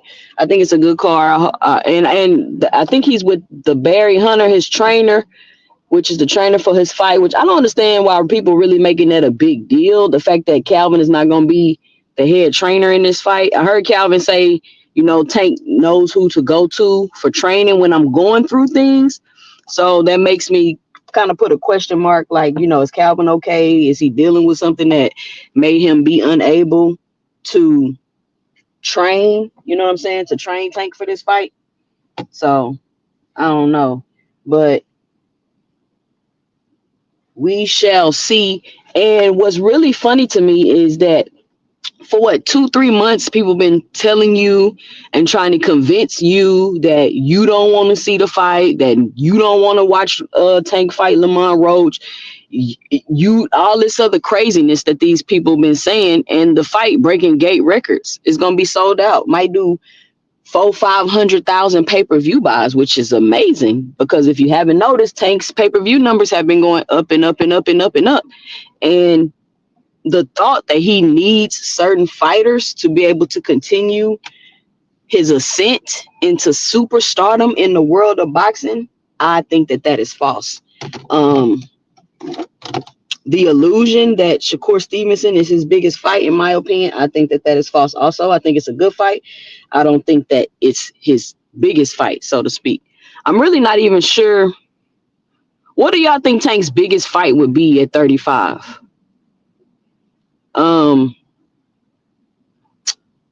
It would have to be a Ryan Garcia rematch, I would think, would be the biggest fight, but that wouldn't even take place at 35. So I'm not even sure what his biggest fight would be at 35, to be honest with y'all. But I know it is not, and I don't think that is Shakur Stevenson. So I just wonder what the narratives and stuff will be after this fight. Who do y'all have for the Gary Russell Rayo fight? I think Gary Russell is going to be pull it off. At first, I was kind of like, I don't know if Gary Russell can beat Rayo if he doesn't get new trainers, because I feel like it's something that he's missing, and I feel like it's some adjustments that need to be made. But he did say he wasn't listening to his corner in the last fight, so that could have been a problem. So yeah, because I don't think Rayo's better than Puello. And in that last fight, like him and Puello was basically going toe to toe, and like you said, he wasn't listening to his corner, and you could tell like the way he was fighting, it was kind of emotional, wasn't really composed. So if he on his game, I think people might even be surprised at how, I guess not to say easy, but I would say like it's not going to be as difficult for him as people are expecting. Yeah. Because at first I was like, he got Robert Garcia, and he with the snack program, and I was like, maybe that may be the difference. But then I'm thinking, Rayo's coming off that fight with Pitbull. Let me ask you, Phoenix, do you think that you would consider that a tough fight Rayo had with Pitbull, even though he won and he outboxed him clearly? But would you think that kind of might have took a toll on him, or no? I don't think that fight was rough. And the thing is, like, if you listen to people who don't really know what they're looking at in the boxing ring, they will think that a person had a harder time than they actually did just because they don't understand everything that's actually going on. Like, people thought, the fight for Tank and Pitbull was rough. People thought that the first fight Floyd had with Maidana was rough. People thought the first fight Ward had with Kovalev and all that. Like, it's not really. It's because they look at one guy who's constantly coming forward, and that's his style. And if you got somebody that is known as a power puncher, but they're not able to hurt someone, and people are going to look at it like, oh, well, he's struggling because he couldn't get the knockout, but then they completely ignore all the other things that went into it. Like, Puello controlled distance well. He moved off the ropes whenever he got to the ropes. He didn't just sit there. And, he had the angles of movement, would catch Pitbull by surprise to keep him off. Like, that was the one thing that really helped him, is that he placed his shots at good moments, and by looking at that, I don't really think that it took a lot out of him, because it's not like he really got hurt. He didn't end up like Rolly Romero, Right. And even then, Rolly fought a good fight against Pitbull. His problem was he just wasn't landing shots at the right time to keep Pitbull honest, because You're the he was first throwing them person shots I heard straight in say front of that. him. finish. You Oh, yeah, hurt. You, and I say that. I say that was Rolly's best fight. We've never seen Rolly look like that. And people try to talk to me and laugh me off the internet, but I'm like, that was Rolly's exactly. best fight. We've never seen Rolly look like that. He fought a good fight against Pitbull. That's not even his fight. Yeah, and that's the thing. Like people sleep on Rolly because his style don't look pleasing to the eye. He look awkward and he seem off balance, and he clown around a lot whenever he talks. But if you listen to his interviews and shit, like for real, you know he be cracking jokes, like you know what he's talking about. And you look at the way that Rolly was moving, he knew when to move, he knew when to fire shots. And like even when he was fighting Tank, you saw that he was patient, placing shots well. You even saw that he was able to stay in Tank's face and walk him down and didn't really get like stuck trying to keep Tank on the ropes. Similar to how Ryan Garcia did. Like Rolly know what he's doing. He just didn't have the tools against Pitbull. Like I said, his problem was he didn't really throw shots from different angles. Everything was straight ahead, so it's not like he really caught Pitbull by surprise. Like he was hitting him, but it wasn't anything that caught him by surprise. Because you know how it is with the shots you don't see. Like a lot of people don't really. But you gotta give Pitbull credit. You gotta give Pitbull credit for his chin, because Rolly hit him with some shots that probably would have put anybody else down. Rolly hit him with some shots.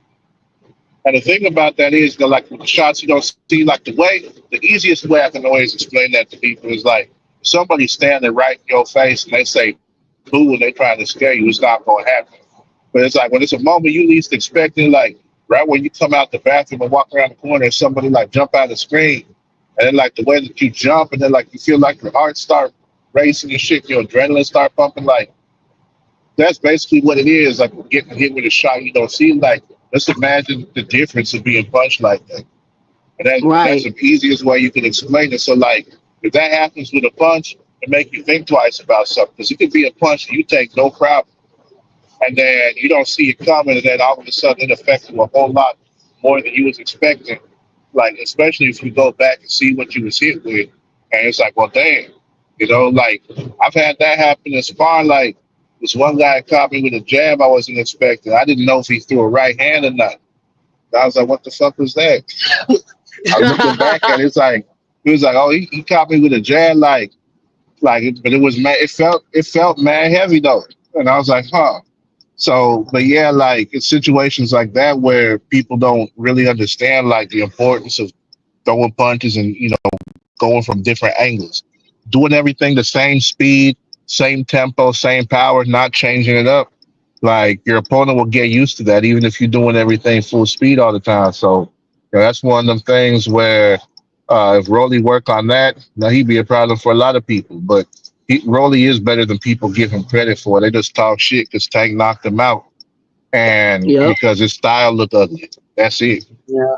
I'm interested to see this Ryan fight, but I wanted them to fight at a lower weight. But anyway, I don't care what weight it is. I want that rematch with Devin so he could beat the Haney's into obscurity.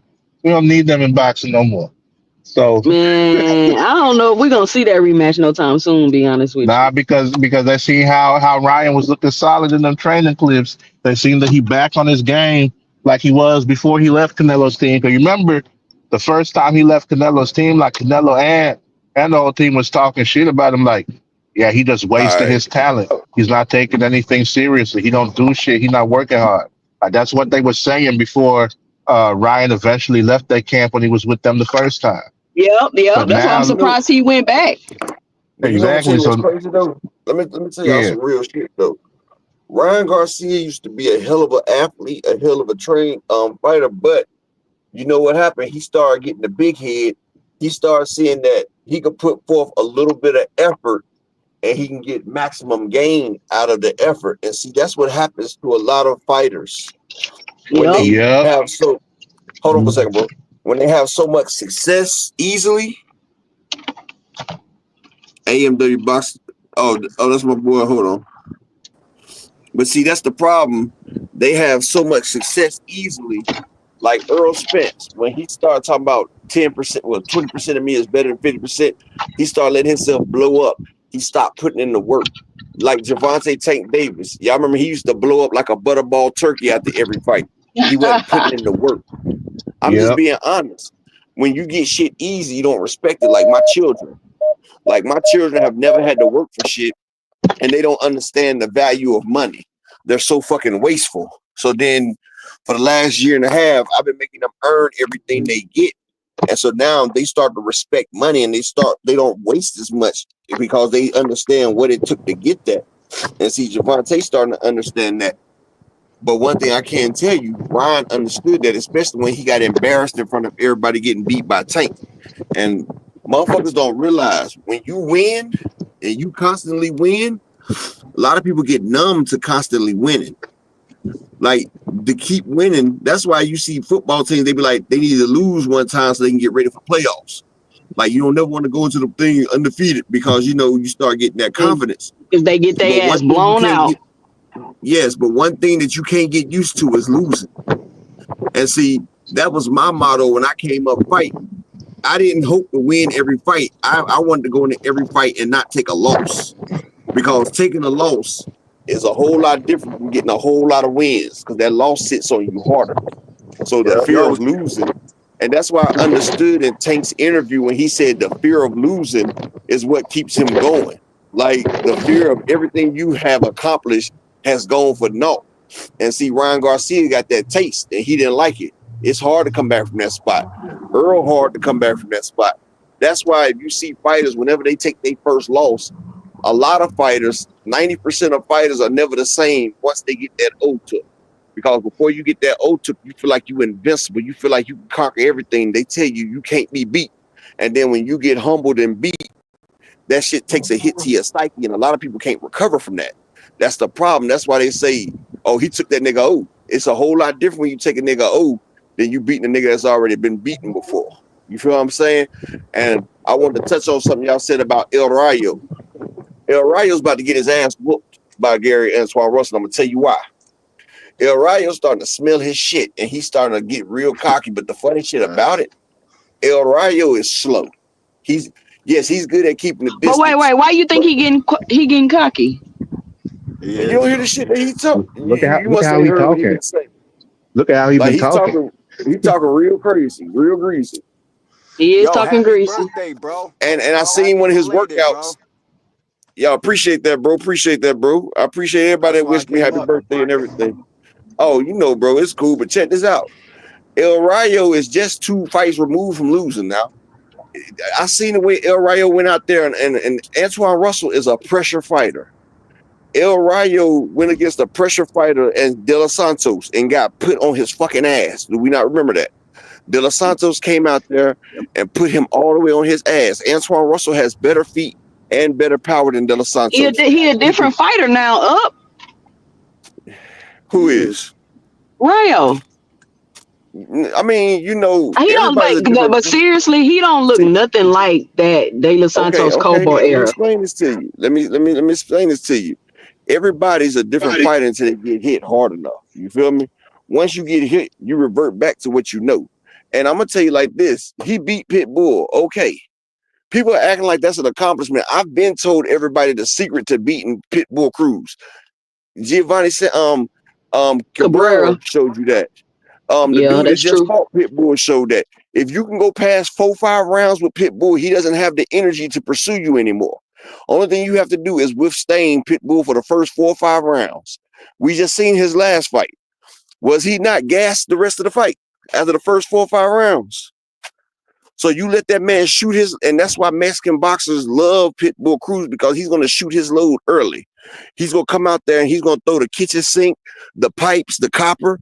He's trying to get rid of everything in the house.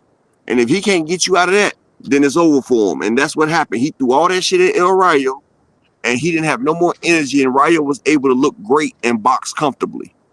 I seen at the beginning of the fight, El Rayo looked the same, but Pitbull didn't have no more energy, so it was a glorified sparring match. It was a glorified sparring match after that. That's why El Rayo looked like that. Antoine Russell's not Pitbull. Antoine Russell's quicker. He has better accuracy. He knows how to set traps. You know what I'm saying? And one thing that he does is that Russell does is jump in with his head on the line. Yeah, he does. And that's why I feel like he tailor made for Tank. He tailor made for Tank. That's why I said, and that's why I told y'all that Mr. Gary Russell will be a better fight than Antoine Russell against Tank. Remember I told y'all that? Remember I told you Tank he ain't even versus Gary? active though. But I don't want to see no fucking Mr. Gary No, Russell. Fuck out of no, here. I don't want to see it either. But I'm saying out of all of them, he's the better equipped to fight Tank because He is. Mr. Gary, because Gary Antoine Russell, he gonna jump in and get hit with a hook.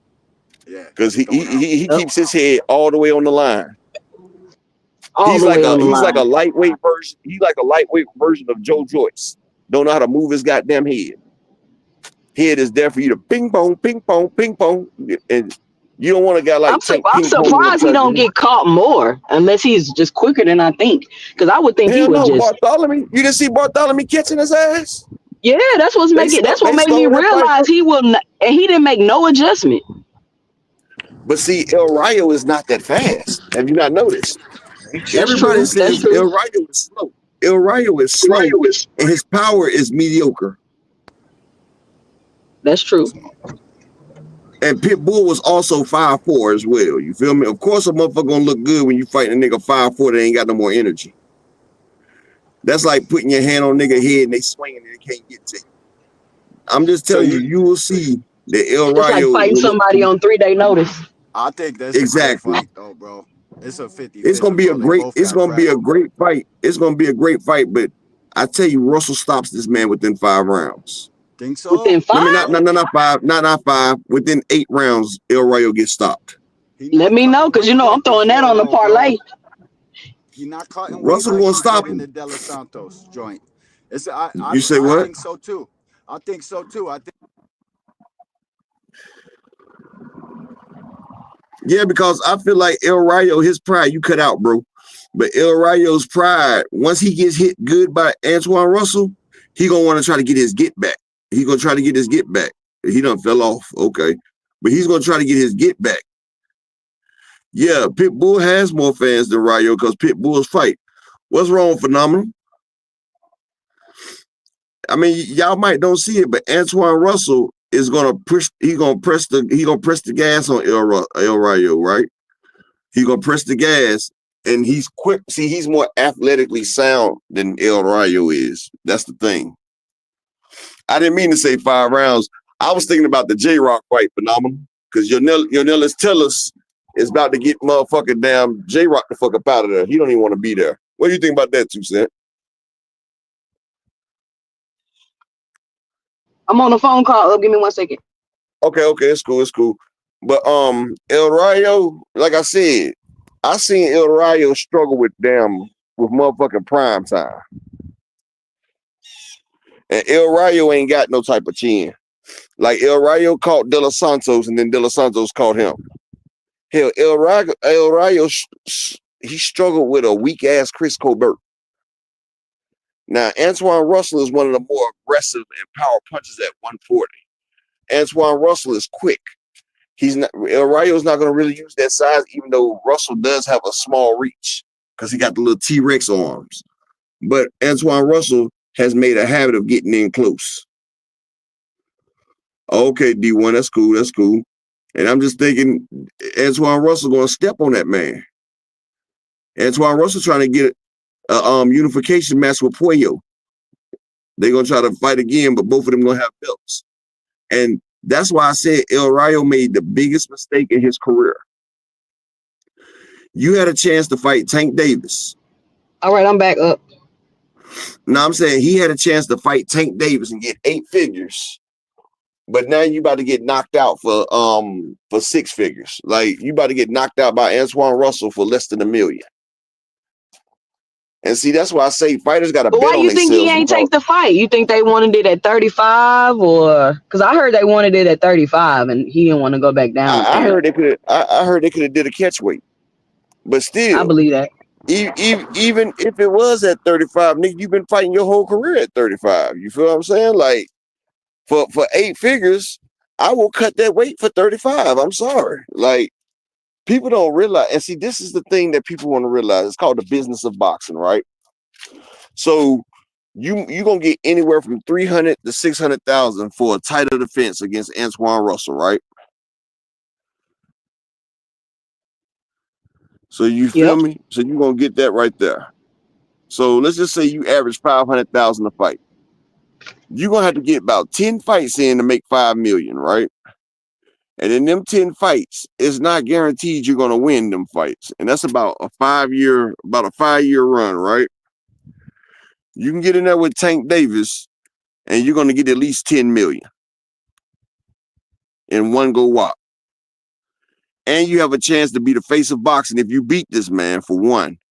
For two, even if you don't beat him, if you go some rounds with him and you look good, that still elevates your stardom. See, people don't realize Tank has the Floyd Mayweather effect. Pitbull got his ass whooped 9 rounds to 3 with a one-armed Tank, and people start calling him the Mexican Mike Tyson. They called him Little Pitbull Tyson. And if you go back and look, Tank was styling on that nigga the whole fucking fight. Rolly got knocked out by Tank and got a title shot the next fight. Became a champion the next fight. Leo Santa Cruz got knocked out by Tank. He still went back and had another title fight. Mario Barrios, he gets knocked out by Tank. His next fight is for a WBC for an interim belt at 147. Loses that fight to Thurman. Name still big from the Tank fight. Ends up getting another fight and gets the belt and beats Yordenis Ugas. So you fight Tank. He elevates your stature even if you lose. Ryan Garcia fought Tank. Got beat. Then turn around and do a pay-per-view with Devin, do 330,000. That's still a successful pay-per-view, even though Oscar robbed everybody. And they did a $4 million gate. So fighting Tank is putting more eyes on you, especially if you make the fight competitive.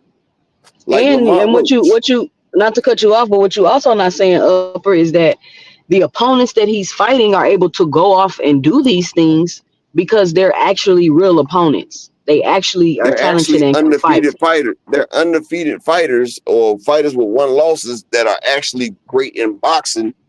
And what Tank is doing is getting the eyes on them so they can become that way. And yesterday, Tank had like 5, when we was at KO show, it was like 480 tickets left to be sold. And the PBC had tripled the price of the tickets. This morning at 8 a.m., when I got up, Eastern Standard Time, Tank had already surpassed his record, and they was closing in on the all-time record at the Barclay Center by the Rolling Stones. This is a fight that nobody wanted. It's breaking all types of records, about to have the all-time record in New York City by the Rolling Stones. You know, People Magazine's one of the top 100 bands of the century. He's about to break their record, right? But nobody wanted this fight. Nobody wanted this fight. And as of now, they have less than 100 tickets left. And they've already broke the gate. And they're less than 400,000 away from the Rolling Stones record, which should be easy. But you know something, Cash Crypto? One thing I can say, Ryan Garcia name carry weight too, because Ryan Garcia has been in 2 pay-per-views. And both his pay-per-views have been great. He did 330 with Devin. The man that just did he did less than 40K with Regis Prograis. And his next one with Ryan Garcia did 330. And he did between 1.2 and 1.6 with Tank Davis. So Ryan Garcia, he brings this ass to seats.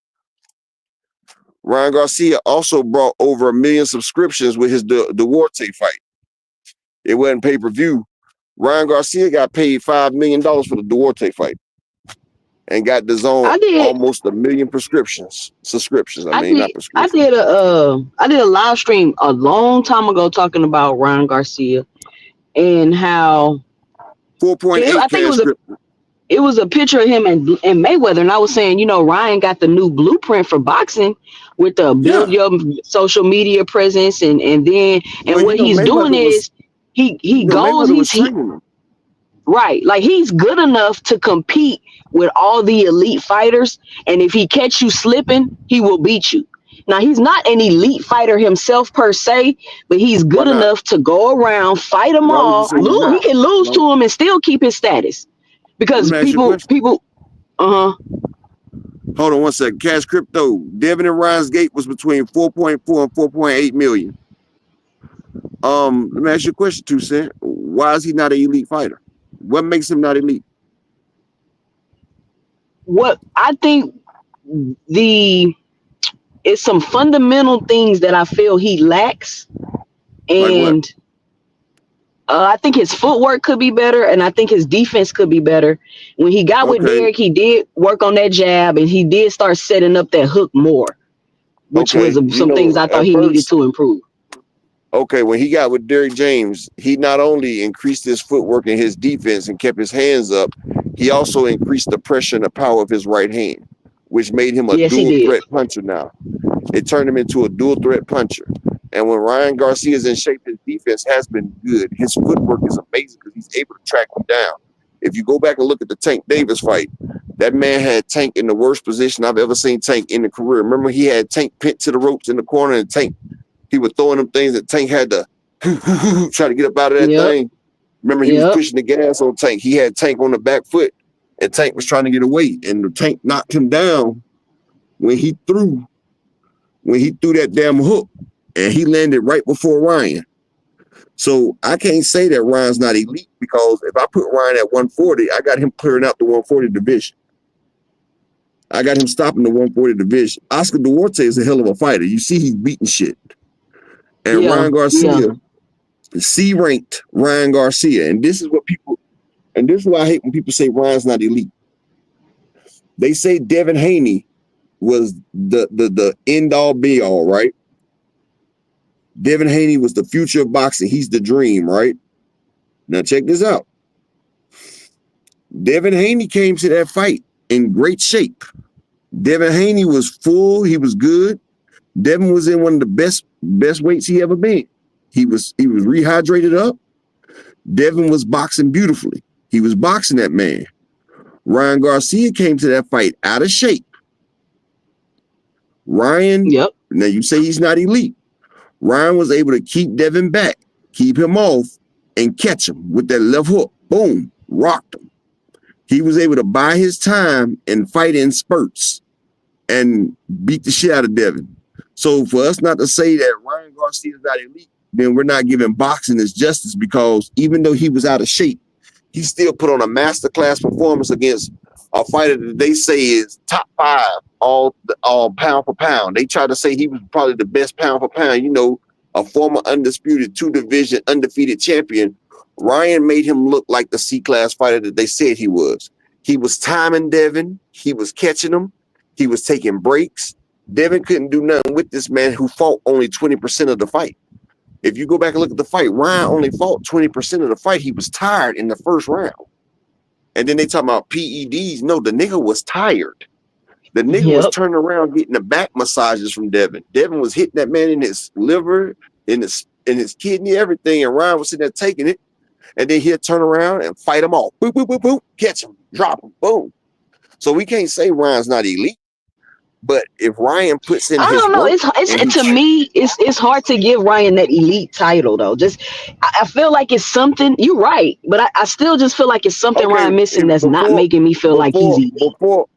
Before Ryan fought Devin, what would you classify Devin? Before that, after the Regis Prograis fight, what would you classify Devin? As far as I would classify him. I wouldn't say Devin was elite. No, I wouldn't have said Devin was elite. You would say he was. Well, I won't say Ryan is. I won't say Ryan is elite either. I would say he's a great fighter, because we throw around. He's a great fighter. Yes. We throw around that elite word too much, and there's only about 3 or 4 elite fighters in boxing. To be honest, he's a. I'm gonna say this. He's a top fighter that can compete with those a level above him, and if he catch you slipping, he's gonna take advantage and he gonna beat you. I'm gonna tell you what's missing from Ryan that you can't put your finger on, but you want to say it.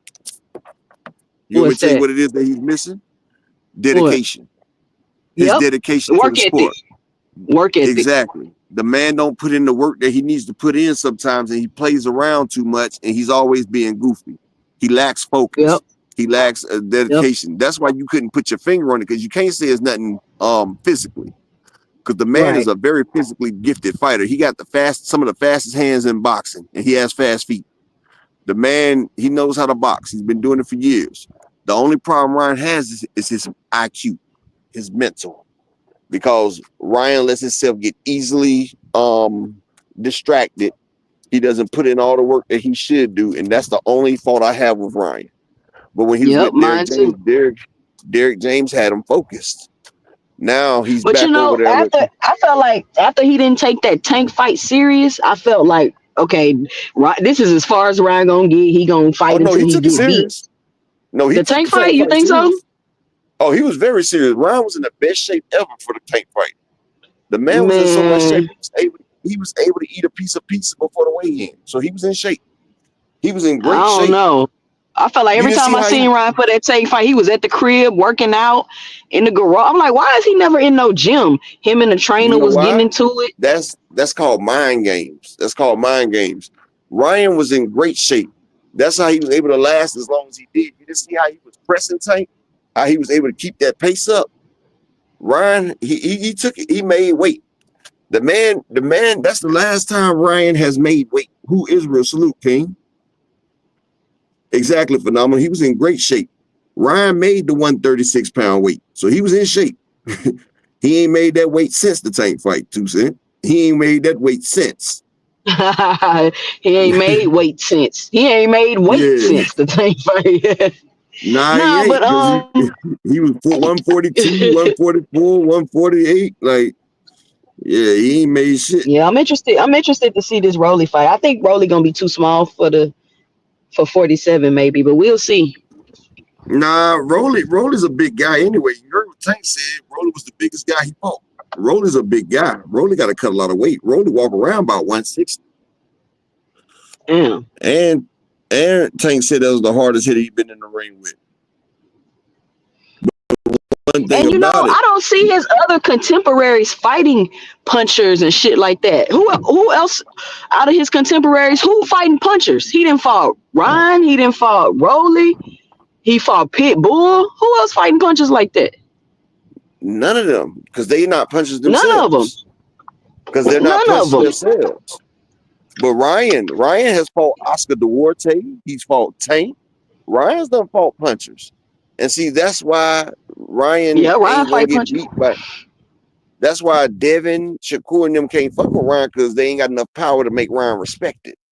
And I can go back to the Devin fight. Ryan didn't respect Devin's power. This nigga turned his back and gave up free kidney shots. Don't nobody give up no goddamn kidney shot. A kidney shot will motherfucking put your ass down. Yes, Dewan Rooney. Rolly is cracking. Don Drickman, salute, King. Who was the puncher that Keyshawn fought? Don Drick. Ryan Garcia would drop Shakur. I don't know if y'all see how often Shakur get hit with left hooks trying to do that weak shoulder roll he do. Ryan's He'll too get fast caught. for Shakur. Oh, Lemos was so-so. Lemos was so-so. Don Drick, because he wasn't really cracking when he fought Africa. So Lemos was so-so. What's Lemos' knockout percentage? I don't think it's over 70%, so he ain't no puncher. What's Lemos your ain't no thoughts on puncher. the Conor Ben Eubank fight? I want to see it now. At first, I didn't even think about that fight, but now I want to see it. You don't think Conor Ben too small? I mean, Conor Ben, the one that, if you remember before that, Conor Ben was all the way at 180. I mean, Conor Ben, the one that called it out. Plus, there's at a catch weight, and plus, there's a rehydration clause, so it'll even out. We'll see. I think Conor Ben about to get his ass whooped. I think that rehydration is what's going to hit Chris Eubank, because Chris Eubank still got to drop some more weight.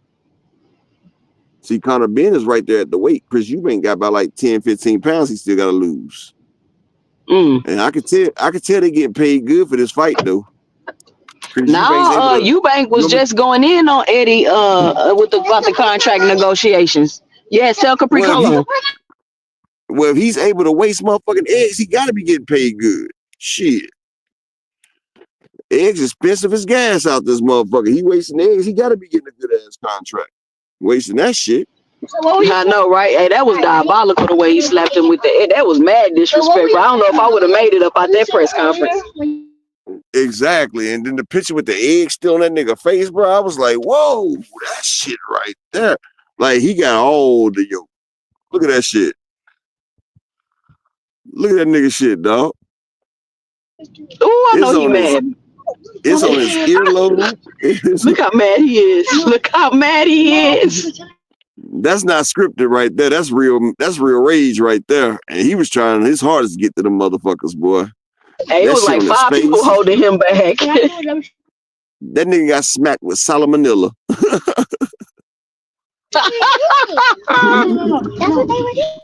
Oh man, that was I'm telling you, I wouldn't have let that go. They didn't have to cancel the fight.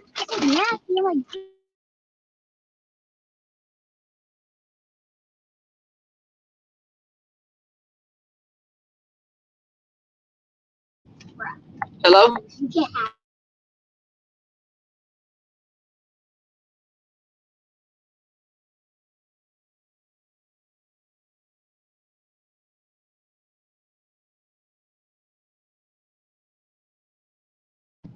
Oh, I can't hear you if you're talking. Or can y'all not hear me? Hello, hello?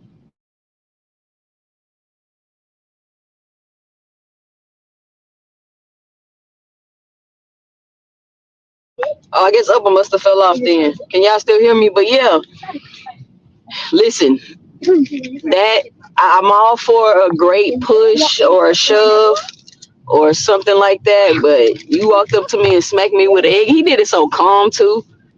Hey, Chris Eubank don't be playing around with them. I never thought about Chris Eubank and Conor being fighting, but I mean, I guess it's cool. Well, I'll watch it. They was trying to fight for the last couple years. Why the fuck do I have all these damn things up here? The fuck?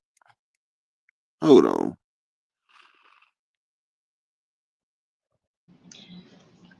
I don't know how I got all these motherfuckers up here.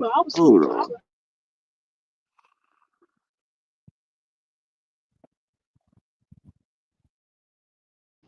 Slap that boy with it. And that's classic too. Like that's going down in boxing history. When Chris Eubank slapped Conor Ben with that, it's never going away. Yeah, that right there was crazy. Like that shit was crazy as hell. And shout out, y'all still can't hear me? Oh, okay, yeah, we can hear you now. And shout out to my brother who's Israel in the cash app with the $5 holler, man. Appreciate you, King. Thank you for supporting the channel. I just need 3 more people to support the channel for the day, so we can hit our daily goal. Hit the daily goal of 5 people supporting the channel every day. I appreciate y'all. Everybody that come through. Make y'all smash the like button as well, man. But yeah, I'm gonna tell you like this. A lot of people were talking about the last Crescento card, but they're not talking about how good this fight card is, bro. Like, you got Jared Hurd fighting Johan Gonzalez, right? Then you got motherfucking Yonelis Tellis versus J-Rock. Then we got Sandor Martin versus Puello, championship fight. Then we got motherfucking you got Sandor Martin, Puello. We got Yonelis Tellis versus J-Rock. We got El Rayo versus Antoine Russell, another belt. Then we got Tank versus motherfucking Lamont Roach for another belt. Like, bro, this is 4 title fights on this goddamn shit. Basically, this is a hell of a fucking card. Yeah, Like, it's a good card, and everybody want to keep. I don't understand why everybody keep arguing about the price point. Like it's $80. If you don't want to buy it, then don't buy it. Like I don't understand. I mean, you don't hear motherfuckers arguing about the price of Jordans. I mean, Jordans between them $100 and something to a couple $1,000. I mean, when your product is good, you can put your own price on it. Just like you got motherfuckers out here selling whip for $100 a zip. I mean, $100 an ounce. I mean, you got motherfuckers selling ounces of zip for $800. Then you got ounces of straight drop for $15. I mean, shit. When your shit is straight drop, you can put your price on it. When your shit watered down, the value. Exactly. When your shit watered down, then you got to take what you can get for it. I mean, shit. I bet if Turkey and them could put on the type of performances that Al and PBC could do, they would charge that price too. Y'all remember? I bet you, if Turkey put on Canelo and Terrence Crawford, it ain't gonna be $25. And check this out, right? Y'all forget the Zone is the same people that said death to pay-per-view. We not doing no pay-per-views. These motherfuckers talking about they done with all pay-per-views, and now they stop that shit real quick. They putting on pay-per-views every week. Oh, this is what I wanted to ask you up. I heard earlier that Martin Bacoli, who was supposed to fight Ajaba next fight for the IBF Eliminator, has It's now, over with. They still gonna yeah, fight. They they still gonna Martin fight, but they McCollum. dropped them down in the rankings. It's not What for you the think about elite. that? See, I mean, he jumped out there. He got $500,000. I mean, he got his biggest payday. He jumped out there. He got whooped. I mean, that's the same thing I say with Bud. He jumping out there. He say he want to fight Canelo. You call that man out. So when you lose, you're gonna drop in the rankings. You're not pound for pound the best in the world because you called that man out. You moved up to that weight class. You're trying to fight. You want all the credit if you win. So you're gonna get all the credit when you lose as well. And see, I hate when people like they daring to be great. They did this. Once you get in that ring, I don't want to hear no excuse. You knew what the risk. No, You knew no, what it ain't no was. daring to be great. If Bud don't get knocked out, we need the same criticism that Charlo get because he didn't get knocked out. Exactly. I don't want to hear no daring to be great. I don't want to hear no way he moved up, where he took it on this day's notice. You got in the ring. You died. You in the ring. And see, And we IBF. already know it's for a payday. Yeah, so FA Job and Bacole still gonna fight, and it's for IBF Eliminator. It's just not for the immediate IBF championship now, because FA Job ain't ranked high enough to be, immediate fight. Bacole lost some points when he lost that fight, so it was gonna be immediately for the belt. Now they probably will have to do Well, another Eliminator for the belt. no, they might not even be able to have that because remember during heavyweight fights they got that mandatory suspension they got to do when somebody get knocked out. That's if you go 5 rounds or more. Is it? I thought it was Yeah, just if he you only got went. knocked out. Period. It was in the Nah, second round. it still was an early fight. They do it by roundage. Even if you got knocked out, the fight went long enough for it to damn proceed. You feel me? And that shit's Gotcha, like 3 gotcha. months away. You got March, April, May. It's still 3 months. It's good enough time. Okay. He still, Could be good then. yeah, but see, that's why he got knocked out early. He got knocked out early. So at least it didn't last long. But I told people before the fight started when we was in there, I said this nigga came in at 3:15. I said Bacole going to sleep. And see, people don't understand is you can't come into a heavyweight fight with an elite fighter and be out of shape. Oh no. I don't give a fuck how much power you got. George Foreman, he was fat, but he was still in shape. When you out And of was had a shape and you training coming camp. in there, I didn't. yeah, I don't. I hear everybody like, oh, it's great. He came in. He did. To me, in my opinion, I feel like sometimes in boxing we celebrate things that are dumb and not good decisions. Right? You're exactly. Like flying in on a 2-day notice to fight a heavyweight fight in a whole nother country. You first, like, to me, that was a dumb idea.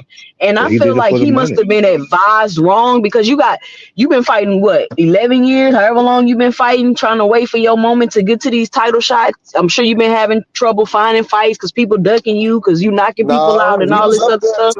he was up there to Michael Bounty Hunter whooped his ass.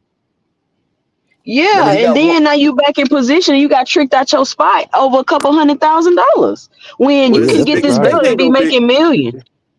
What two cent? When you ain't made that type of money, and he from Africa, you ain't made that type of money. This is double your biggest payday. Like shit, But you on your way motherfuckers. to bigger paydays. You can't be penny wise He and what thought is it? he thought he could beat Penny wise Parker. and He dollar thought foolish.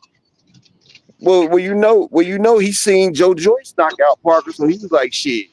If Joe Joyce see, that's where that triangle theory come in. See, because everybody think just because Joe Joyce knocked out Parker, they think they can do it. You feel me? But He if said, this is the thing, like if I'm in the gym, if I'm training and you call me on short notice, cool. But if I'm 315 pounds, I know I ain't been training like that. Like you're not finna just hop up off the couch and go beat somebody. That's not how those stories go. Usually the person is training, they're in shape, they're waiting, they're ready for the opportunity. They not just, oh, what? They want me to fight? Let me go fight real quick. Like, no. Let me ask you a serious question, Two Cent. I bet you already know the answer, right? What do they say about money? What is the root to? What you mean? What they say about money make you do the strangest things? They say money is the root to what? All evil. Exactly. People will sell their soul for the money. You feel what I'm saying? So when money calls, motherfuckers gonna run unless it's Tank Davis. Like motherfuckers, look how motherfuckers is selling their soul and they kissing ass for Turkey, and he's not even giving them the money that he's promising. Like, and I'm gonna tell y'all this: Barclay did not throw that fight. Go back and look at that shot that motherfucker took. That motherfucker got his I thought he was about to drop Parker though, for real. No, if y'all go, no, I'm talking about the people that say he threw that fight. No, that nigga got his motherfucking whole egg scrambled.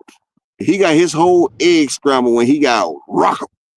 I say, woo. And he was fresh off a flight, off a plane, no sleep, probably. Like, yeah, it just was a bad situation. Like everything, it was no way for you to win, really. Even though if he would have called Parker with one of them shots, he might have got him. But no, you just ain't finna get that Coach lucky. Diaz, what's going on?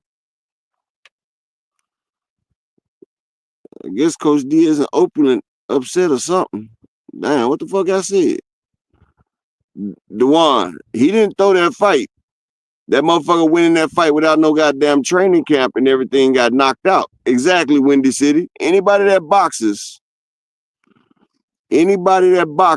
no, you not about to throw no fight and get hit like that, dog. Hell fucking no.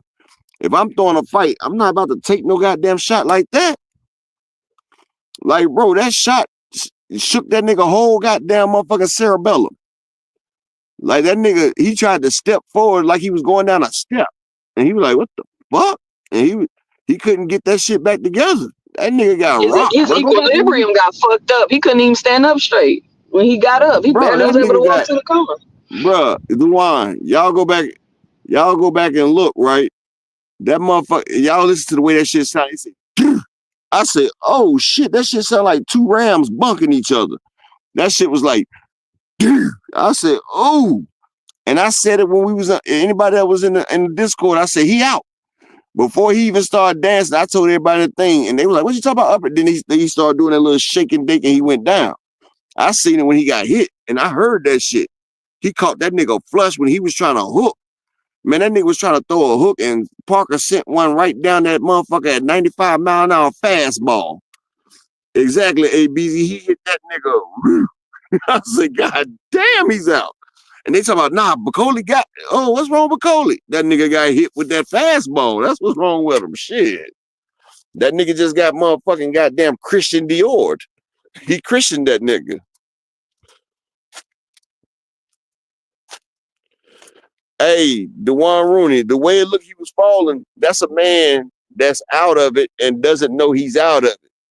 I'm going to tell you a fight where a motherfucker looked just like that. Go back and look at Costa Zoo versus Zab Judah. Zab Judah legs was doing that same fucking shit. When your equilibrium off and you trying to steady your shit and you can't get proper footing and you're trying to get proper footing and that motherfucking shit, you like, what the fuck is this? Like, that nigga was trying to get his footing. That nigga was on black ice. That nigga was on black ice. And then when his fat ass hit the ground, I said, his fat ass ain't gonna get up in time. He was too damn fat, too. I said, his fat ass ain't gonna make it. And when that nigga hit, that whole ring shook.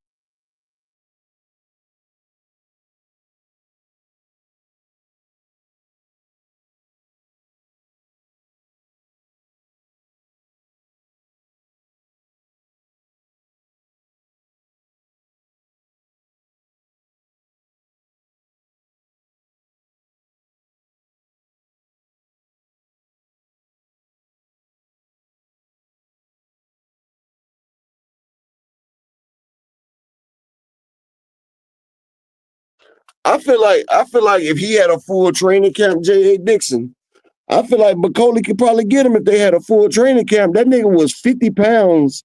That nigga was like 330 something, between 315 and 330. He normally comes in at 280.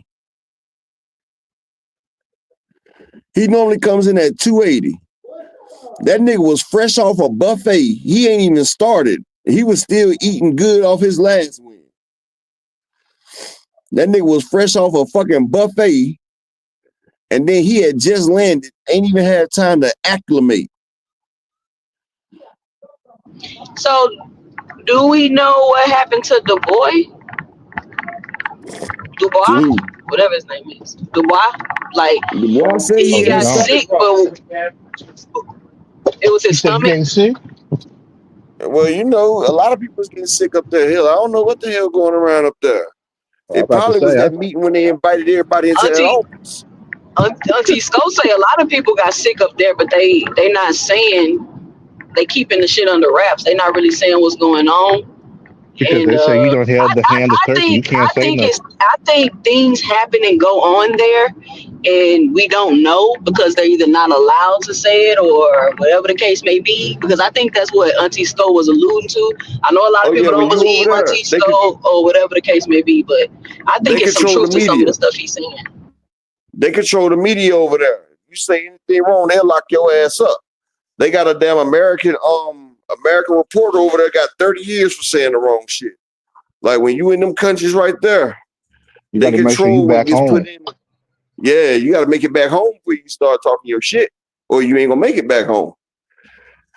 And the Schofields understood that, but I ain't putting shit past Schofield lying ass anyway, though. You feel what I'm saying? Auntie Schofield and them, I always say them motherfuckers be lying, but it might be Yeah. some truth in it. Who knows? But anyway, it's funny because Shakur lost another payday.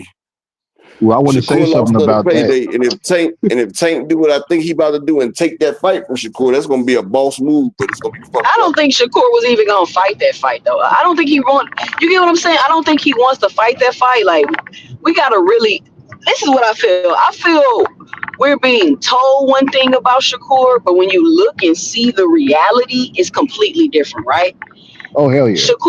Shakur Stevenson, his hands are injured. Like, they're fucked up. He's hurt them every fight. What, his last 3 fights, like, we know of, like, we visibly seen him hurt in the ring and it affects his performance. Him fighting a come forward pressure fighter, hard puncher, I don't think we're going to see him fight that style. I really don't. And No, he's going to continue fighting the type of fighters he's been fighting, and which is fine. Listen, if you can find a way to continue to fight and get paid with your injuries, cool, I'm fine with that. My only issue is stop the capping, bro. Stop the pointing throwing the rocks and the hiding your hands and then letting other people take the heat when you have no intentions or it's just simply not true. That's what my issue is. no. You know what else bothers me about that? The other thing that bothered me about that is the way they be talking. Because like now people talking about Lamont Rose because he Jamel Herring's leftovers. And you see what Shakur did Jamel Herring. It's like, well, isn't that what Shakur's last fight was with Haratunian? He got beaten, knocked down by that 30-year-old prospect y'all call Frank Martin, right? So what's up with that? Like y'all ain't gonna hold that same standard. On top of that, Frank Martin is ranked number 2 by the WBA. Uh, Lamont And what Roach is they ain't coming up saying as though, WBA champion for and what they're this not fight. saying, Phoenix, what they're not saying is Lamont Roach was young at the time, and actually, I thought Lamont Roach won the fight. The nigga was beating the shit Yeah. out of him. He was on a B side, and he got a B side decision. And I it just wasn't even showed the like it was last a 4 rounds. I showed the last on this stream. I showed the last 4 rounds. Lamont Roach was putting hands and feet on that man. and it wasn't like it was a fight where he just got blown out. Like that shit was close. Like that shit, they was going like toe to toe for real, for real. If you're being honest about it, like people talking like Jamel Herring just went in there and beat the hell out of him and embarrassed his ass. Like, come on, like these people out here, like they're not being real. Like you look at Shakur's entire run at 135. Shakur Yoshino, sat there and said, man, Artyom, man, that was a hard fight. He was a medalist. exactly. He was strong. He hit hard. Frank punished He the was nigga. he was he said he was moving too much and he need to work on cutting off the ring. Said he was holding too much and he made it a boring fight. I'm like, come on. He said he was worried about his power too. Like seriously, like that, and that's how he performed against Haratunian. Haratunian and De Los Santos are his 2 biggest fights at 135. They're the 2 highest ranked opponents he's faced at 135. And look at how he But did. whenever he fights motherfuckers like Yoshino or the electrician, he'll stand in front of him and fight. He wasn't doing that with Nakatilia. He wasn't doing that with Hartuni. He wasn't doing that with De Los Santos.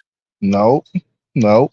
And man, it's like as for me, like on top of that, looking at this fight, like the fact that he went ahead and took less money when he could have just fought Tank. And this is something I was telling people the other day, like looking at the what they put out is what the fighters made in their purses. The total purses they paid out is 32.11 million. Like just to break even on pay-per-views alone, they would have had to sell 1.235 in pay-per-views at the price they was doing of $25.99 here in America to go ahead and break even. And you know damn well this fight ain't doing no 1.2 pay-per-views at all. On top of that, they had less than 6,000 people in attendance, so you know there wasn't no live gate on the shit. These people is not getting paid shit. They're getting the same guarantees that they would have got had they stayed their ass over in America. Shakur made more money at Top Rank. He made more money at Top Rank. This person just got 2.1. And that's why I was telling people. I say, man, people are committing felonies after making fights off turkey shit. Like, come on, bro. You got both big babies. They come back making felonies. So he can't be paying too damn much. Just assume that because he's Saudi that he just stole money out of people. But you see that they're downscaling their events already. That's why I said, you know, by 2026, I wouldn't be surprised if he's gonna retire from boxing before time.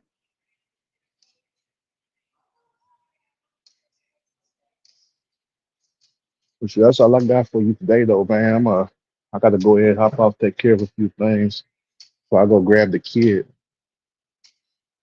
But I definitely catch up with y'all. All right.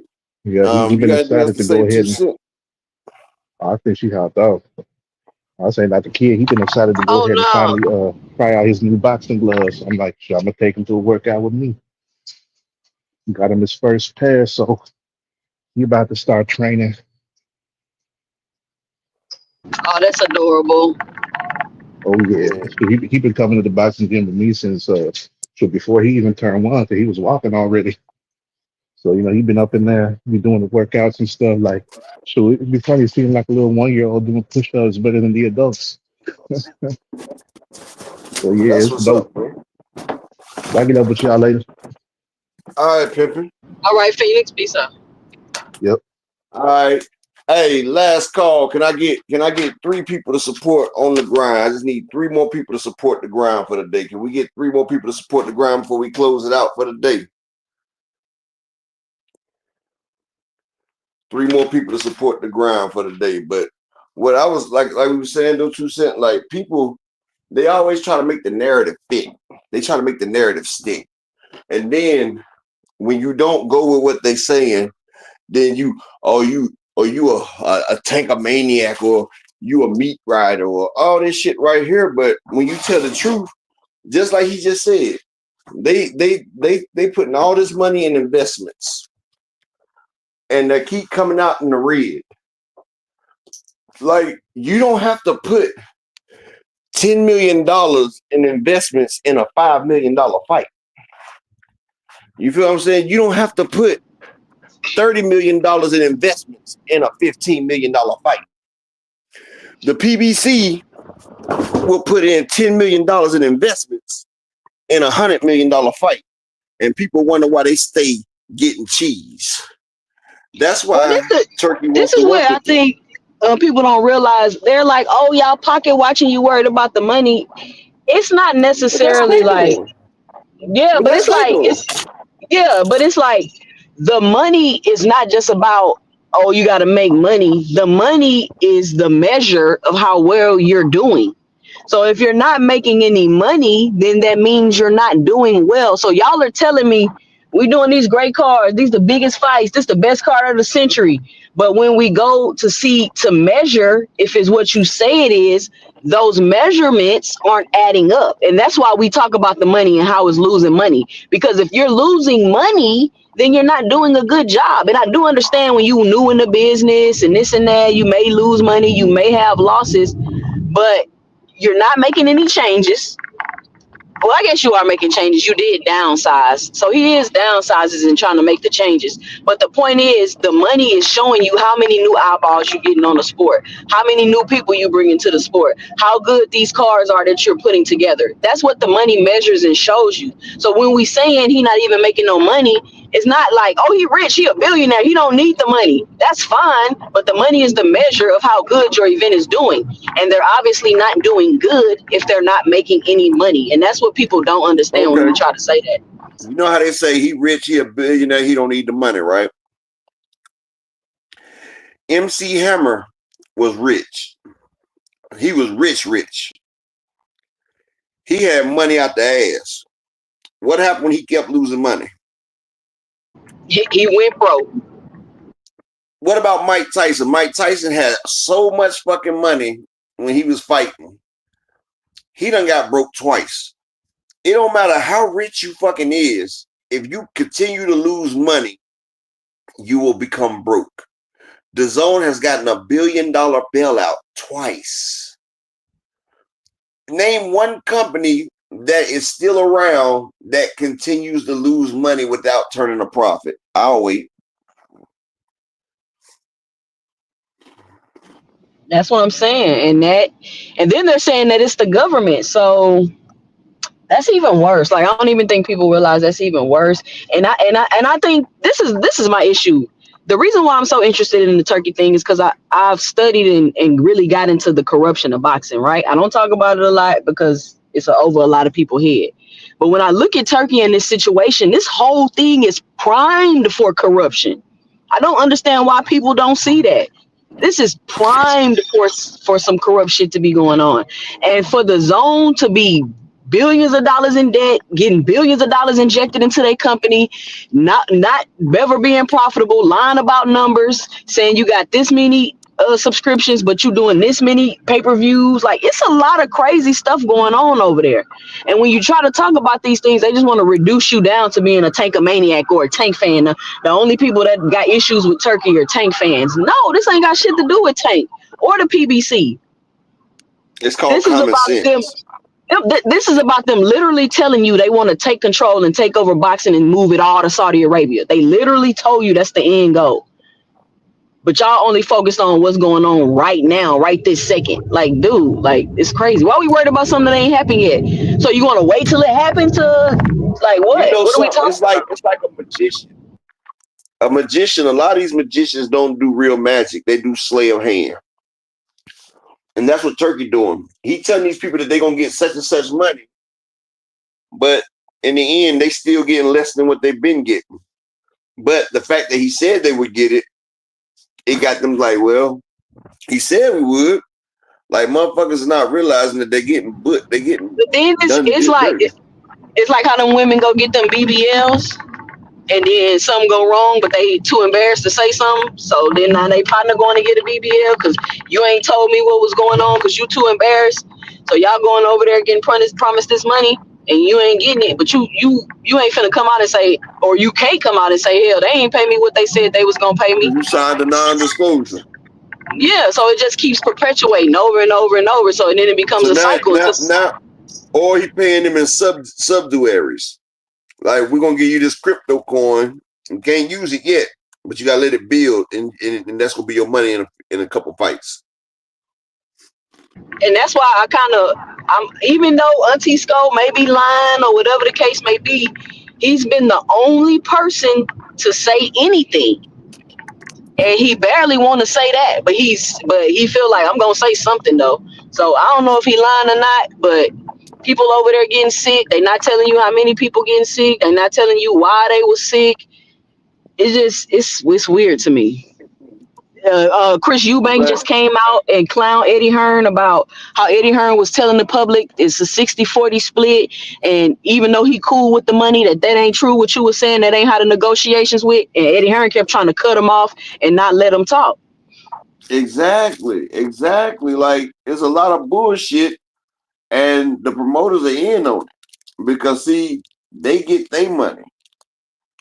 And see, that's the way it's been in fighting, but Al Heyman put a stop to that. So now Turkey is going back. The reason why all these companies like the Zone and shit love Turkey, because he's trying to, people don't realize, but he's trying to put boxing back in the promoters' hands where niggas don't get paid. They can't stand seeing a nigga like Tank or a nigga like Earl making this much money and they ain't got no handlers getting a cut. They don't like that shit. They don't like niggas getting this type of money without them getting a cut of it. So they trying to go back to the way where niggas got to pay homage.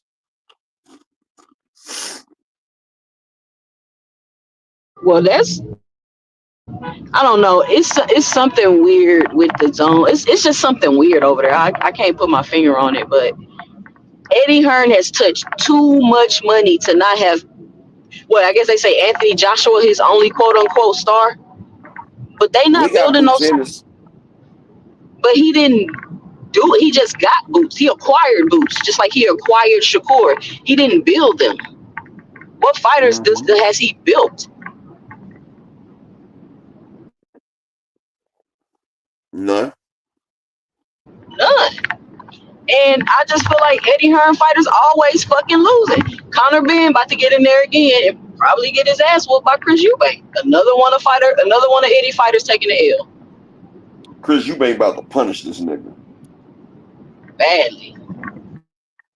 And then he said something about his daddy putting his hands on him, so it's about to go down. Mm-hmm.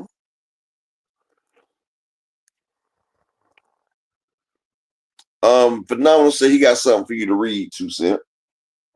Send it to me, 2centsboxing2@gmail.com. Don't send it to me. And then what about Turkey and Dana White with this boxing league thing? I think that's interesting. Do you know how much fighters get paid in the UFC? But I think barely 6 figures, the good ones. 6 figures? The fuck? No, the hell they don't. They not making 6 figures? Well, yeah, they make like 100,000.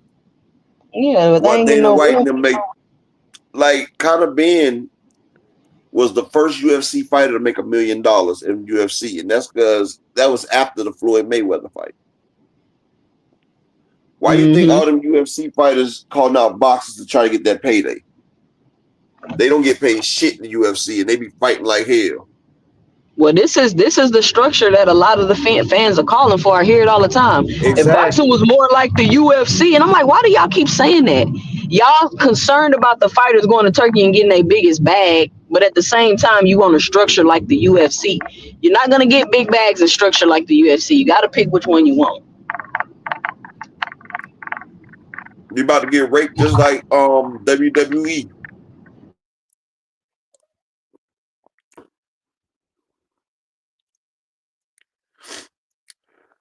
Well, Ngannou and them said they got paid like that cash crypto. That's why Ngannou and all them coming over to boxing. Them people don't be getting paid like that over there. But you know, I think it's all Ngannou done what he done with boxing after they messed over him for the Anthony Joshua fight. how they mess over him. I don't know. He was saying something about how they didn't let him in the stadium till late or something, some issue he had going on. Some fuck shit they He did to still him was getting allegedly. knocked. He still was getting knocked the fuck out. So that shit wasn't gonna change it. I mean, remember they was talking about ranking him in the WBC. Was it the WBC? They was talking about ranking him in everything. I was like, really? They ranked him after Tyson Fury sat there and bullshitted with that nigga and he got ranked. That shit crazy. And I'm like, it's funny. In Ghana, you coming into the game and they putting you ahead of all these people that busted their ass to get to where they get to, and you couldn't beat nobody in the top 20, top 30. And you getting all this ranking. Like, any of them UFC fighters can't beat no boxer in the top 30. Like, people don't understand. Like, you just can't come off the street and beat no goddamn boxer. Like, it's a skill, and people have to fight to get their way up there. They got to get experience to get their way up there. So for them motherfucking UFC fighters, that's why they always come in and fight a champion, because if they fight anybody lower, they're going to get demolished. And when they get demolished, the chance of them fighting for a belt and making it a big fight is going to go out the window, because people are going to see the facade. They're going to see that the shit's not even competitive. So they're going to see it's not even really worth having that fight. Yep. They're going to see, like, why the fuck are we going to watch this bullshit and watch this nigga get knocked through to next week? That'll be dumb. So that's why you see them come in and they always fight a champion, and then, you know, they go. because they know if they put them up against anybody else, they're gonna get destroyed. But shit, you got anything else to do? I'm about to go ahead and shut it down. Anything else for you? Thanks for letting me come up today. You're always welcome, T-Set. You're always welcome. Shout out to the chat. And looking forward to the fights this weekend. Shout out to everybody that came through. Shout out to the people that looked out. Shout out to the people that looked out yesterday on my birthday as well. I appreciate y'all, man. Y'all helped me have a wonderful birthday, man. I appreciate y'all, man. Y'all know we big AMC, big FSG in the building. Salute to everybody that come through. Smack that like button on your way out. Shit, we'll be back here tomorrow. Dr. Key hit me with the message earlier, said she had some shit to do. She'll be on tomorrow. So peace and blessing to all y'all. Y'all know we're going to be kicking it this weekend, but I'm out. Salute everybody in the building. Y'all know how we get down. We keep it real over here. Y'all know I blow that shit. I think you're a hater. I think you're a hater. They want that smoke, bitch, I got it for 'em. They want that smoke, bitch, I got it for 'em. They want that smoke, you know I blow it. They call me Sunny Monster for a reason. I'm really dripping, leave a nigga bleeding. I get the squeeze and leave a nigga. They want that smoke, bitch, I got it for 'em. They want that smoke, bitch, I got it for 'em. They want that smoke, you know I blow it. They call me Sunny Monster for a reason. I'm really dripping, leave a nigga bleeding. I get the squeeze and leave a nigga bleeding.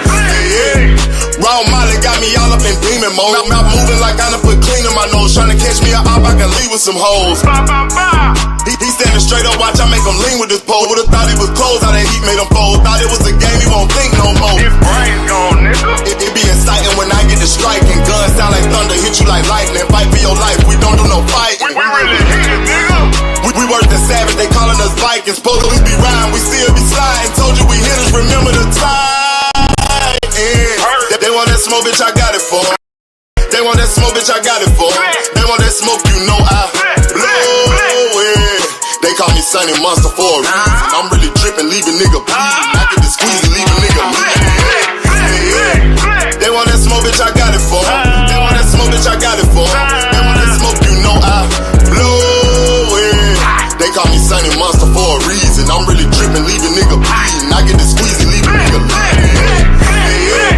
How about I leave them holding like the Bible? AR-15, that's a high-power rifle. A in the army and assassinate rivals. Break that shit down, nigga. AK to anybody, kill him. Hop out, get the drilling and spilling. 7.62 gon' split him. FN, that's for any fuck nigga. You a plug, then I'm pulling up, nigga. You my lunch, eat these bullets for dinner. 5.0, eat him up, eat him up. SK, smoke killer for show. Drum rounds and cripple ops straight go. I got them all, you don't want no. They want that smoke, bitch, I got it for 'em. They want that smoke, bitch, I got it for 'em. They want that smoke, you know I blow it. They call me Sunny Monster for a reason. I'm really dripping, leave a nigga bleeding. I get this pussy, leave a nigga bleeding. They want that smoke, bitch, I got it for 'em. They want that smoke, bitch, I got it for 'em. They want that smoke, you know I blow it. They call me Sunny Monster for a reason. I'm really dripping, leave a nigga bleeding. I get the squeeze and leave a nigga bleeding. Y'all know what the fuck going on around here, nigga. Y'all nigga keep talking about you want smoke.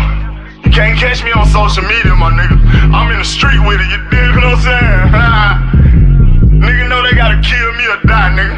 Fuck you mean? Talking about smoke and we still living in the same